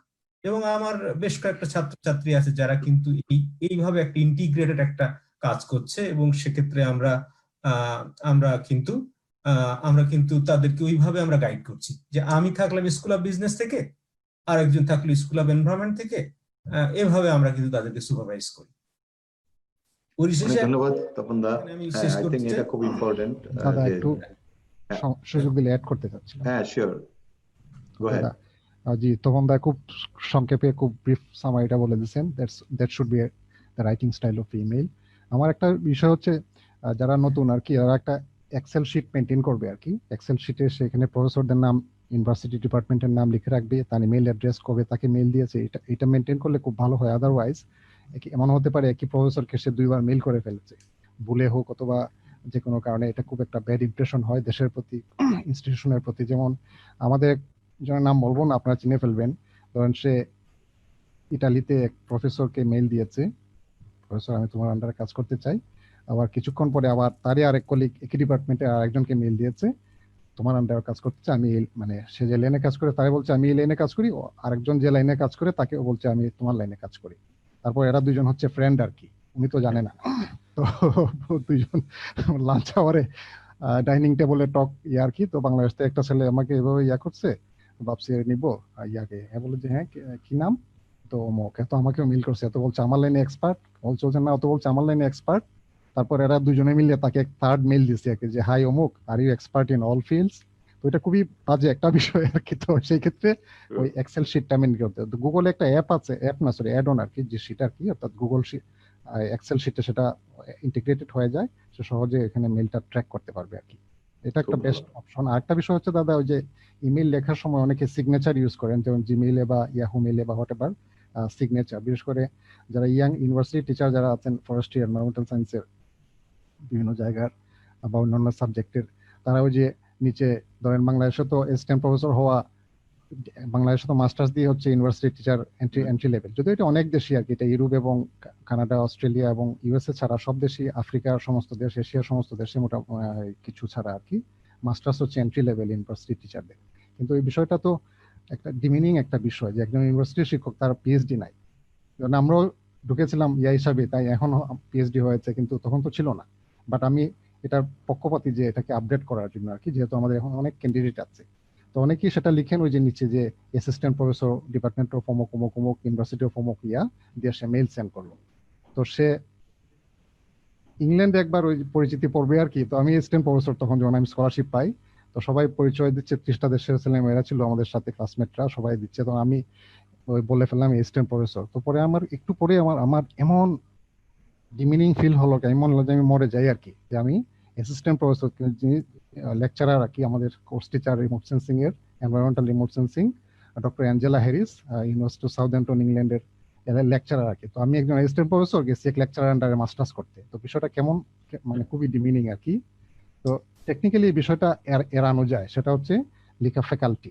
যেন আমি এখন পর্যন্ত আমার ইমেল সিগনেচার আমি ফ্যাকাল্টি লিখি, ফ্যাকাল্টি, সেটা হোক সে অ্যাসিস্ট্যান্ট প্রফেসর, অ্যাসোসিয়েট প্রফেসর। এমন হতে পারে একজন অ্যাসোসিয়েট প্রফেসর সে মাস্টার্স করার জন্য যদি রিসার্চ মাস্টার্স প্রফেসরকে মেইল দিচ্ছে, অথবা তার ডেজিগনেশনে সে বিভিন্ন ডকুমেন্টে সে ইউজ করতে, সেটা না করে টিচিং স্টাফ বা ফ্যাকাল্টি মেম্বার বা জাস্ট ফ্যাকাল্টি দিলে তার ইয়াটা চলে গেল। আর যদি স্টুডেন্ট হয় তাকে স্টুডেন্ট আর কি। খুব ভালো, অনেক ধন্যবাদ রেদওয়ান। জাস্ট একটু কুইকলি, আসলে ওগুলো এখানে অতটা মানে তোমরা মানে কথার কথা যে বাংলাদেশের প্রফেসর একাডেমিক যে বাংলাদেশে অত ডিমিনিং এর কিছু না। আর একটা হচ্ছে যে এই অ্যাড্রেস করা নিউ, এইখানে আসলে কাকে কি অ্যাড্রেস করলে ওটা ফ্যাক্টর না, ফ্যাক্টরটা হচ্ছে যে লেখাটা কি। তো আমার কাছে মনে হয় স্টার্টিংটা শুরু হওয়া উচিত যে একজন সুপারভাইজার বা একজন একাডেমিক সে জানতে চাইবে যে ওই স্টুডেন্টের অ্যাবিলিটি কি। তো অনেক সময় হয় কি, একটা গুড ট্রিক আমি বলি যে ওই সুপারভাইজারের কোনো পাবলিকেশন অবভিয়াসলি আছে, তো ওটা ডাউনলোড করো, ওটা পড়ো, একটু পড়িয়ে একটু যে আপডেট করো, তোমার এই পেপারটা আমি পছন্দ করেছি, বা এই ধরনের স্টার্টটা হলে যে সেও এটা অ্যাপ্রিশিয়েট ফিল করে যে হ্যাঁ আমার কাজটা করেছে, তার আসলে জেনুইনলি সে ইন্টারেস্টেড এই কাজের উপরে। আর একটা হচ্ছে এটা হিউম্যান নেচার যে তার কাজটাকে, তো এইভাবে স্টার্ট করলে ডাজন্ট ম্যাটার কি অ্যাড্রেস করলো, ওটা না ভাইয়া, অ্যাড্রেসটা আমি সিগনেচারটাও হ্যাঁ ওইটা লেখা থাকে। যেমন ধরেন ওই যে বিশেষ করে আমার এক কলিগ ছিল, উনি নর্থ সাউথ ইউনিভার্সিটির অ্যাসোসিয়েট প্রফেসর আর কি। উনি তখন দেইউ ইউনিভার্সিটি ইয়াতে কোরিয়াতে পোস্ট ডক রিসার্চার আর কি। আমি তখন ওই ইংল্যান্ড থেকে তাকে মেল দিয়েছিলাম। তো আমার সিগনেচার লেখা মানে অ্যাসিস্ট্যান্ট প্রফেসর অমুক এন্ড ইরাসমাস মুন্ডা স্কলার অমুক অমুক অমুক। তখন উনি সাথে সাথে মেল দিতে মাস্টার বুঝছো তো ওইখানে গিয়ে যে আমিও না রেদওয়ান, এটা good point, but I think আমিও নওশাদ ভাইয়ের সাথে একমত যে অনেক সময় আমরা যারা ইউএসএ তে বা অস্ট্রেলিয়াতে আছি, যে আমরা যখন দেখি অ্যাপ্লিকেশন বা তখন আমরা বুঝতে পারি যে আমরা ওই সিস্টেম সম্পর্কে এখন মোটামুটি এটা তো গ্লোবালাইজেশনের যুগ, এখন সব আইডিয়াটা জানে। আছে যে ডেভেলপিং কান্ট্রিজে হ্যাঁ মানে সিস্টেমগুলি সম্পর্কে এখন এখানকার ফ্যাকাল্টি অনেকেরই কিন্তু আইডিয়া আছে, এবং স্টুডেন্টরাও মানে কারা কোন লেভেল থেকে আসছে এটা আইডিয়া আছে। সো আই থিঙ্ক হ্যাঁ ওইটা হয়তো লিখছেন দাদা যে তাকে অ্যাড্রেস কি করবে, তো অ্যাড্রেস আমার মনে হয় সবচেয়ে বেস্ট আর কি, যেমন আমি আমার প্রফেসর স্টুয়ার্ট পেন, উনি remote sensing research centre University of কুইন্সল্যান্ডের পরিচালক আর কি, প্রফেসর স্টুয়ার্ট। তো তাকে লিখতাম hello dear professor doctor Stuart, তো উনি পরে মানা করছে আমাকে সরাসরি, আমাকে ইভেন আমি ওই যে বললাম দাদা আরেকবার আর কি, মানে ইংল্যান্ড তো টিচারদেরকে কোয়েশ্চন করতে স্যার, আমাদের তো বাংলাদেশে অভ্যাস হয়ে গেছে স্যার আর কি, স্যার মানে কোয়েশ্চন আছে আর কি, এক্সকিউজ মি স্যার। তো সবাই আমার দিকে মানে ওইটা গ্যালারি রুম আর কি, আর আমি একমাত্র ইন্ডিয়ান বা আমার লগে একজন ছিল ওই কলকাতার, মানে এই চামড়া মানে এশিয়ান আর কি, তো সবাই তাকাচ্ছে আর কি, মানে স্যার স্যার বলছে। পাশে একজন ছিল কলকাতায়, বলে যে স্যারটা না গো তুমি বলো প্রফেসর, তো পরে আমি প্রফেসর আর কি। তো স্টুয়ার্ট আমাকে বললো যে আমাকে এইসব প্রফেসর আমার স্টুয়ার্ট আর কি।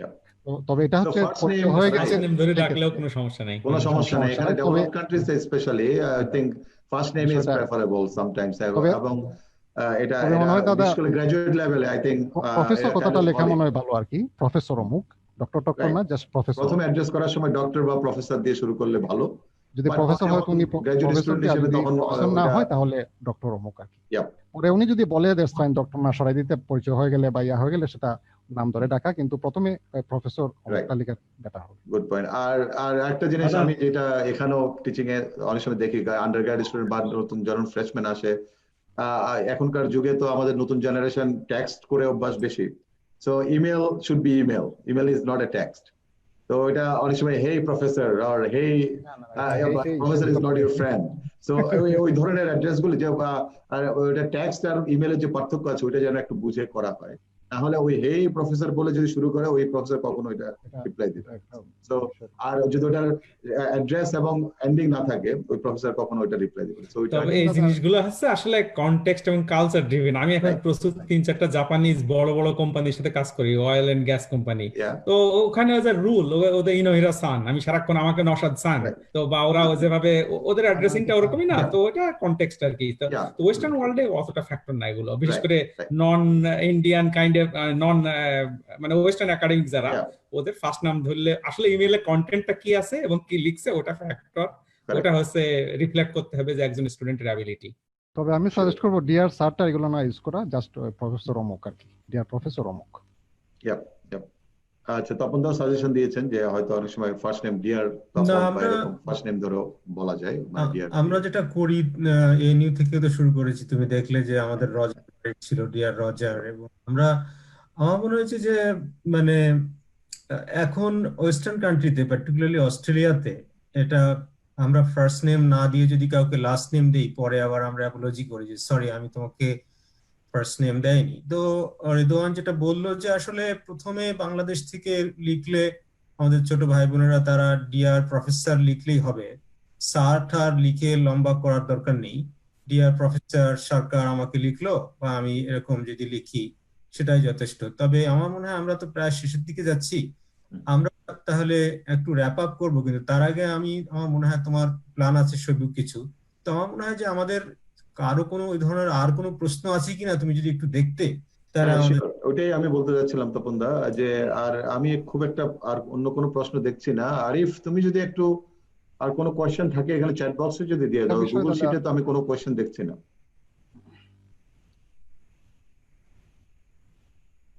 না তা আমি দেখতে পাচ্ছি না, গুগল শিটেও খুব একটা কোয়েশ্চেন আমি দেখতে পাচ্ছি না। যদি কোনো কোয়েশ্চেন না থাকে তাহলে আমি একটু বলি, আমাদের নতুন মানে বিশেষ করে যারা বাইরে পড়ালেখার জন্য চেষ্টা করছে তারা তো অনেকগুলো দেশ নিয়ে চেষ্টা করে, আমরা যদিও অস্ট্রেলিয়াটা চিন্তা করলাম, তাদের খুব অপটিমিস্টিক থাকতে হবে।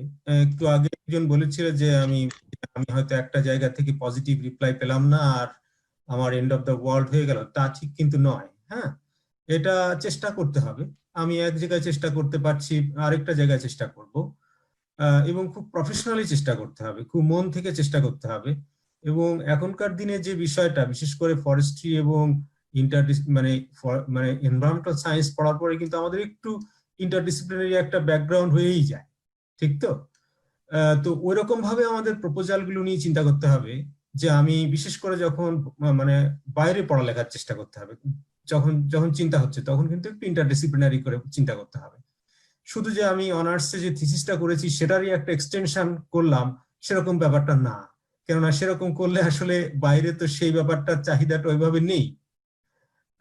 তো আমার মনে হয়েছে যে এই বিষয়টাকে আমরা যেন একটু সিরিয়াসলি দেখি। আমাদের যারা একাডেমিক্স আছে এখন ইফেস্কুতে কিংবা সাস্টে দেখতে পাচ্ছি, বা আরো কারা জয়েন করেছি কিনা, তাদেরও একটা বড় ভূমিকা আছে এখানে, ছাত্রদেরকে ট্রেন আপ করা, যে কি করে তাদের প্রজেক্টটা মোর আপিলিং হবে, এবং at the end of the day তারা যদি তাদের মেন্টরিং করে যদি পেপারটার যদি পাবলিকেশনস করতে পারে, কিন্তু সেক্ষেত্রে যেন সেটা অবশ্যই একটি একটি পিয়ার রিভিউড কোনো একটা ভালো পাবলিকেশনস যেন তারা করে, নইলে কিন্তু এটা একটা ওয়েস্ট অফ টাইম হবে। Thank you Tapan da. I think হ্যাঁ, ওটা অনেক দাদা। ভালো ইনফরমেশন। মাহমুদ, তুমি কি হ্যাঁ। ফাইনালি কোনো কিছু যোগ করতে চাও? হ্যাঁ, আমি দাদা একটা লিংক দিলাম, যে অনেকে জানতে ইমেল কিভাবে লিখতে, তো কার্সারা একটা কোর্স আছে, একটা লিংক দিলাম কার্সারা। তো ওখানে রাইটিং প্রফেশনাল ইংলিশ, ওখানে একটা ওটা দেখতে পারে। তো আমি 4টা বেসিক ইমেলের 4টা বেসিক ফর্মুলা হচ্ছে subject line, greetings, email, text, closing. আচ্ছা, আমি ওটা আরিফকে বলেছি, আমি দেখেছি। তো ওগুলো যদি একটু ওই ফেসবুক গ্রুপে যদি শেয়ার করা হয় তাহলে সবার জন্য এগুলো অ্যাভেলেবল হবে। Thank you for sharing. আরেকটা বিষয় দাদা, যারা জিআইএস নিয়ে আগ্রহ করতে, আমার পার্সোনাল একটা জিআইএস অর্গানাইজেশন অ্যাকাউন্ট আছে, তো আমি তো এখন অফিসটা ইউজ করি। জিআইএস নিয়ে অনেক সময় দেখা যাচ্ছে এটা খুব এক্সপেন্সিভ, $140, $165 অস্ট্রেলিয়ান ডলার। তো এটা আমার সাথে কন্ট্যাক্ট করতে পারে। I can share my account. তো একটা বিষয় এই প্রসঙ্গে একটু বলে রাখি যে আপনারা যদি প্যানেলিস্টরা সবাই যদি একটু আপনাদের ইমেল অ্যাড্রেস, যেটাতে আপনারা কমিউনিকেট করতে মানে আপনাদেরকে যোগাযোগ করা যাবে, যদি একটু চ্যাট বক্সে সবার ইমেল অ্যাড্রেসটা একটু টাইপ করে দেন, তাহলে যারা প্রসপেক্টিভ স্টুডেন্ট, যারা কেউ যদি রিচ আউট করতে চায় আপনাদের সাথে যেন যোগাযোগ করতে পারে, আমি ওটা অ্যাপ্রিশিয়েট করব। আর আমি একটা পোল, দুইটা কোয়েশ্চেন আপনাদের যারা অ্যাটেন্ড করেছেন আপনাদের জন্য আস্ক করেছি। যদি আপনাদের মানে পোলটা যদি একটু অ্যান্সারটা করেন, তাহলে আমাদের পরবর্তী অনুষ্ঠানের জন্য এই ধরনের সেশন আয়োজনের জন্য হেল্পফুল হবে। So please take few seconds just to answer these two questions. আর ইফতেখার, তুমি আর কিছু যোগ করতে চাও বা ফাইনালি? আমি একটা ছোট জিনিস যোগ করব। অনেক সময় যখন স্কলারশিপের জন্য আমরা অ্যাপ্লাই করি, আমরা হয়তো ফুল ফান্ডিং পাই না। হয়তো দেখা গেল আমরা টিউশন ওয়েভার পেলাম, কিন্তু লিভিং এক্সপেন্স যেটা স্টাইপেন্ড সেটা পাচ্ছি না, কিংবা অস্ট্রেলিয়ার ক্ষেত্রে হেলথ ইন্স্যুরেন্স সেটার কভার পাচ্ছি না। সো ওইসব ক্ষেত্রে আমার মনে হয় একটু ক্যালকুলেশন করে দেখার দরকার, অ্যাট দ্য এন্ড আমি লাভবান হচ্ছি কিনা। মনে করেন আমি স্টাইপেন্ড পেলাম, টিউশন ফি ওয়েভার পেলাম, হেলথ ইন্স্যুরেন্স পেলাম না। সো একটা হেলথ ইন্স্যুরেন্স পিএইচডির জন্য যে টাইম, সেটার জন্য অ্যারাউন্ড $4,000 অস্ট্রেলিয়ান ডলার। সো এটা তো অ্যাড করাই যায় নিজ থেকে। এটার জন্য আমি আমার স্কলারশিপ ক্যান্সেল করে দিব বা যাব না, সেটা তো না। আবার অনেক ক্ষেত্রে দেখা গেলো আমি টিউশন ফি ওয়েভার পেলাম, স্টাইপেন্ড হয়তো বা যেটা পুরোপুরি পাওয়ার কথা সেটা পাচ্ছি না, 50% পাচ্ছি বা এরকম কিছু। সো একটু ক্যালকুলেশন করে আমার জন্য আমার আলটিমেট গোলটা কি, অস্ট্রেলিয়ায় সেটেল হওয়া নাকি ওখান থেকে ডিগ্রি নিয়ে দেশে ফেরত আসা।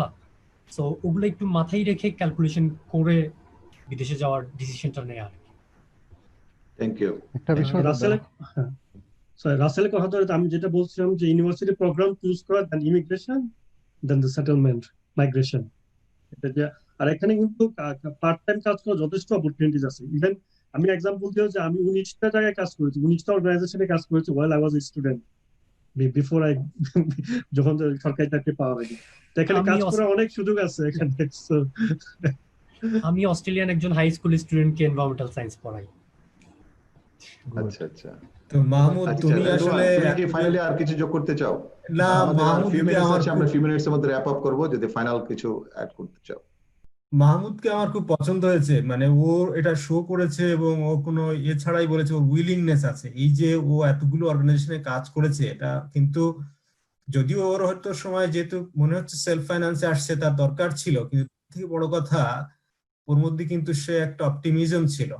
আমি বলবো যে যারা যারা এখানে এনভায়রনমেন্টাল সায়েন্স এবং ফরেস্ট্রি ছোট ভাই বোনেরা যারা পড়তে আসছে, তাদের মধ্যে যেন একটা অপটিমিজমটা সবসময় থাকে যে তারা একটা কাজ করবে এবং এটা করতে পারবে, এই ধরনের একটা অপটিমিজমটা কিন্তু সব থেকে বেশি দরকার। একটা 1-1.5 ঘন্টার প্রোগ্রাম কিন্তু অনেক কিছু করে দিতে পারে না, কিন্তু ওই অপটিমিজমটা যদি তার থাকে তাহলে কিন্তু সে অনেক কিছু করে দিতে পারবে। রাইট। বলি জাস্ট একটু যে ইউনিভার্সিটি গুলো যেগুলো আছে এগুলো এক্সপ্লোর করা, ইভেন সবাই মিলে টিম হিসাবে, যে আমরা একসাথে পড়ি হয়তো 5-7 জন 10 জন, ঠিক আছে, 5 জন একটা ইউনিভার্সিটি দেখলো, আর 5 জন আরেকটা ইউনিভার্সিটি দেখলো, এবং যারা বাইরে আছে যেমন মাহমুদ আছে, রাসেল আছে, আরো অনেকে আছে, আমরা আছি, মোস্ট ওয়েলকাম। এনিওয়ান যদি ইন্টারেস্টেড হয়, কোনো ইনফরমেশন থাকলে বিভিন্ন সময় নক করা, এমন না যে বিরক্ত ফিল করছে বলে আমি কথা বলতে চাই, অ্যাপ্রোচ করতে তো সমস্যা নেই। অ্যাকর্ডিংলি আমার মনে হয় না, আমার মনে হয় সবাই কোঅপারেটিভ, সবাই চাই যে, কারণ এটা তো একটা যে আমরাও তো এই অবস্থার মধ্যে দিয়ে এসেছি, সো আমরা ফিল করি যে আমরা যদি কাউকে যদি আমাদের বুদ্ধি নিয়ে একটু হেল্প পাই, অবশ্যই। That would be great satisfaction. খুব ধন্যবাদ নশাদ ভাই। হ্যাঁ, রেদওয়ান, জি দাদা, একটা জিনিস Final, সবার মনে হয় একটু anything? কাজে লাগবে, সেটা হচ্ছে ওই যে প্রপোজাল লেখার সময় তারা আর্টিকেল স্টাডি করতে হবে। তো এখন অনেকে তো আর্টিকেল অ্যাক্সেস পায় না আর কি। তো এটা যদিও মানে সবাই হয়তো জানেনও, আমি একটা লিঙ্ক দিচ্ছি, সেখান থেকে ইউআরএল দিয়ে যেখানে ওয়ার্ল্ডের যে কোনো জার্নালের যে কোনো আর্টিকেল যে কেউ ডাউনলোড করতে পারবে এটা থেকে, দিয়ে সে তার প্রপোজাল লেখার সময় সে যে আর্টিকেল যে লাইনে যে কোনো আর্টিকেল সেখান থেকে ডাউনলোড করতে পারবে। এই লিঙ্কটাতে গিয়ে যদি লিঙ্কটা সরাসরি নর্মালে না খুলে ফায়ারফক্সে অথবা ক্রোমে ফাইলে গিয়ে উপরে যে new private window, right button click করে নিউ প্রাইভেট উইন্ডোতে এই লিঙ্কটা দিলে ফট করে খুলে যাবে খুব তাড়াতাড়ি। দিয়ে সে গুগল সার্চ করলে ওই আর্টিকেলের ইউআরএলটা নিয়ে এখানে দিলেই সে ফট করে সে ডাউনলোড করে হয়ে যাবে এই আর্টিকেল, যে কোনো আর্টিকেল। আমরা এখন আর্টিকেলের জন্য ধরেন যদিও সার্চে সবকিছু অনেক কিছুই সাবস্ক্রাইব করে, অনেক টাকা পয়সার বিষয়, কিন্তু এখন সারা, যেমন আমি ব্যক্তিগতভাবে আর কোন সময় ওই লিঙ্কগুলোর মাধ্যমে যাই না, বা আমার ইউকিউ লিঙ্ক ইউজ করি না, সিকিউ লিঙ্ক আমি এটা থেকে ডাউনলোড করি, সবাই এটা করতে পারবে। আরটা হচ্ছে দাদা, আমি মাস্টার্স এখানে সাস্টে আমি অনেকদিন ধরে রিসার্চ মেথোডোলজি কোর্সটা পড়া, এবং আমার আল্লাহর রহমতে এই বিষয়ে ভালো দক্ষতা আছে। যদি কোনো স্টুডেন্ট ফরেস্ট্রি বা এনভায়রনমেন্টাল সায়েন্সের কোনো তার হেল্প প্রয়োজন হয়, সে আমার সাথে এই যে লিঙ্কটা দিলাম যোগাযোগ করতে পারে। আর আমি অনেকেই আইএলটিএস এর বিষয়ে অনলাইনে ফ্রি কোচিং দিয়ে থাকি, যদি কারো কোনো হেল্প লাগে সে আমার সাথে যোগাযোগ করতে পারে আর কি। ধন্যবাদ। খুবই ধন্যবাদ, খুবই ভালো। অনেক ধন্যবাদ সবাইকে, স্পেশালি আইএর পক্ষ থেকে আমাদের প্যানেলিস্ট যারা জয়েন করেছেন সবাইকে অসংখ্য ধন্যবাদ। আপনারা অনেক মূল্যবান সময় দিয়েছেন, এবং এখন রাত অনেক রাত 11টা বেজে গেছে রাত, তারপরেও এত রাত জেগেও আমাদের সাথে ছিলেন এবং আপনাদের মূল্যবান তথ্যগুলি দিয়েছেন, এবং আপনাদের উইলিংনেসটা যে আমাদের ভবিষ্যতে যারা পড়তে চায় তাদেরকে সাহায্য সহযোগিতা করার জন্য, অ্যাডভাইস দেওয়ার জন্য যে ইচ্ছাটা দেখিয়েছেন, এটা রিয়েলি অ্যাপ্রিসিয়েট করি। আর এর সাথে আমাদের আয়ের যারা আমাদের অ্যালুমনাই যারা এখানে জয়েন করেছেন জুমে এবং যারা লাইভে দেখছেন, অনেক ধন্যবাদ আপনারা আমাদের সাথে যুক্ত হওয়ার জন্য। এবং আমাদের প্যানেলিস্টে যেরকম বলেছেন যে আপনাদের যদি কোনো ধরনের তথ্য দরকার হয়, প্লিজ এখানে ইমেল অ্যাড্রেস গুলি আছে। আর আরিফকে একটু রিকোয়েস্ট করবো যদি ওনাদের ইমেল অ্যাড্রেস গুলি যদি গ্রুপেও যদি একটু শেয়ার করা যায়, তাহলে সেক্ষেত্রে ওনারা ওই পার্টিকুলার প্যানেলিস্টকে হয়তো রিচ আউট করতে পারবে। আর আরিফকে অনেক ধন্যবাদ, সাথে কৌশিককেও আমাকে সহযোগিতা করার জন্য টেকনোলজির ব্যাপারে এবং সাপোর্ট দেওয়ার জন্য, এবং তার সাথে অন্য যারা ছিলেন আমার ক্লাসমেট শিশির জয়েন করেছে, বেলাল বিশ্বাস এবং অন্যান্য যারা জয়েন করেছেন, সবাইকে অনেক ধন্যবাদ জানিয়ে আমরা তাহলে আজকে এখানে শেষ করি। আমরা ভবিষ্যতে এই ধরনের আরো কিছু ইনফরমেশন সেশন করার ইচ্ছে আছে, সেটা নির্ভর করবে আপনাদের ইচ্ছে এবং প্যাশনের উপরে, যে আপনারা কতটুকু জানতে আগ্রহী। আর আমার কাছেও যে কোনো ধরনের কোয়েশ্চেন বা ইনফরমেশন জানতে চাইলে আমিও আপনাদের কাছে হয়তো ওই ইনফরমেশন গুলো পৌঁছাতে পারবো। তো এটা বলে আমি আজকে এখানে তাহলে ইতি টানি। অনেক ধন্যবাদ সবাইকে, সবাই অনেক ভালো থাকবেন, সুস্থ থাকবেন এই কামনা। ধন্যবাদ।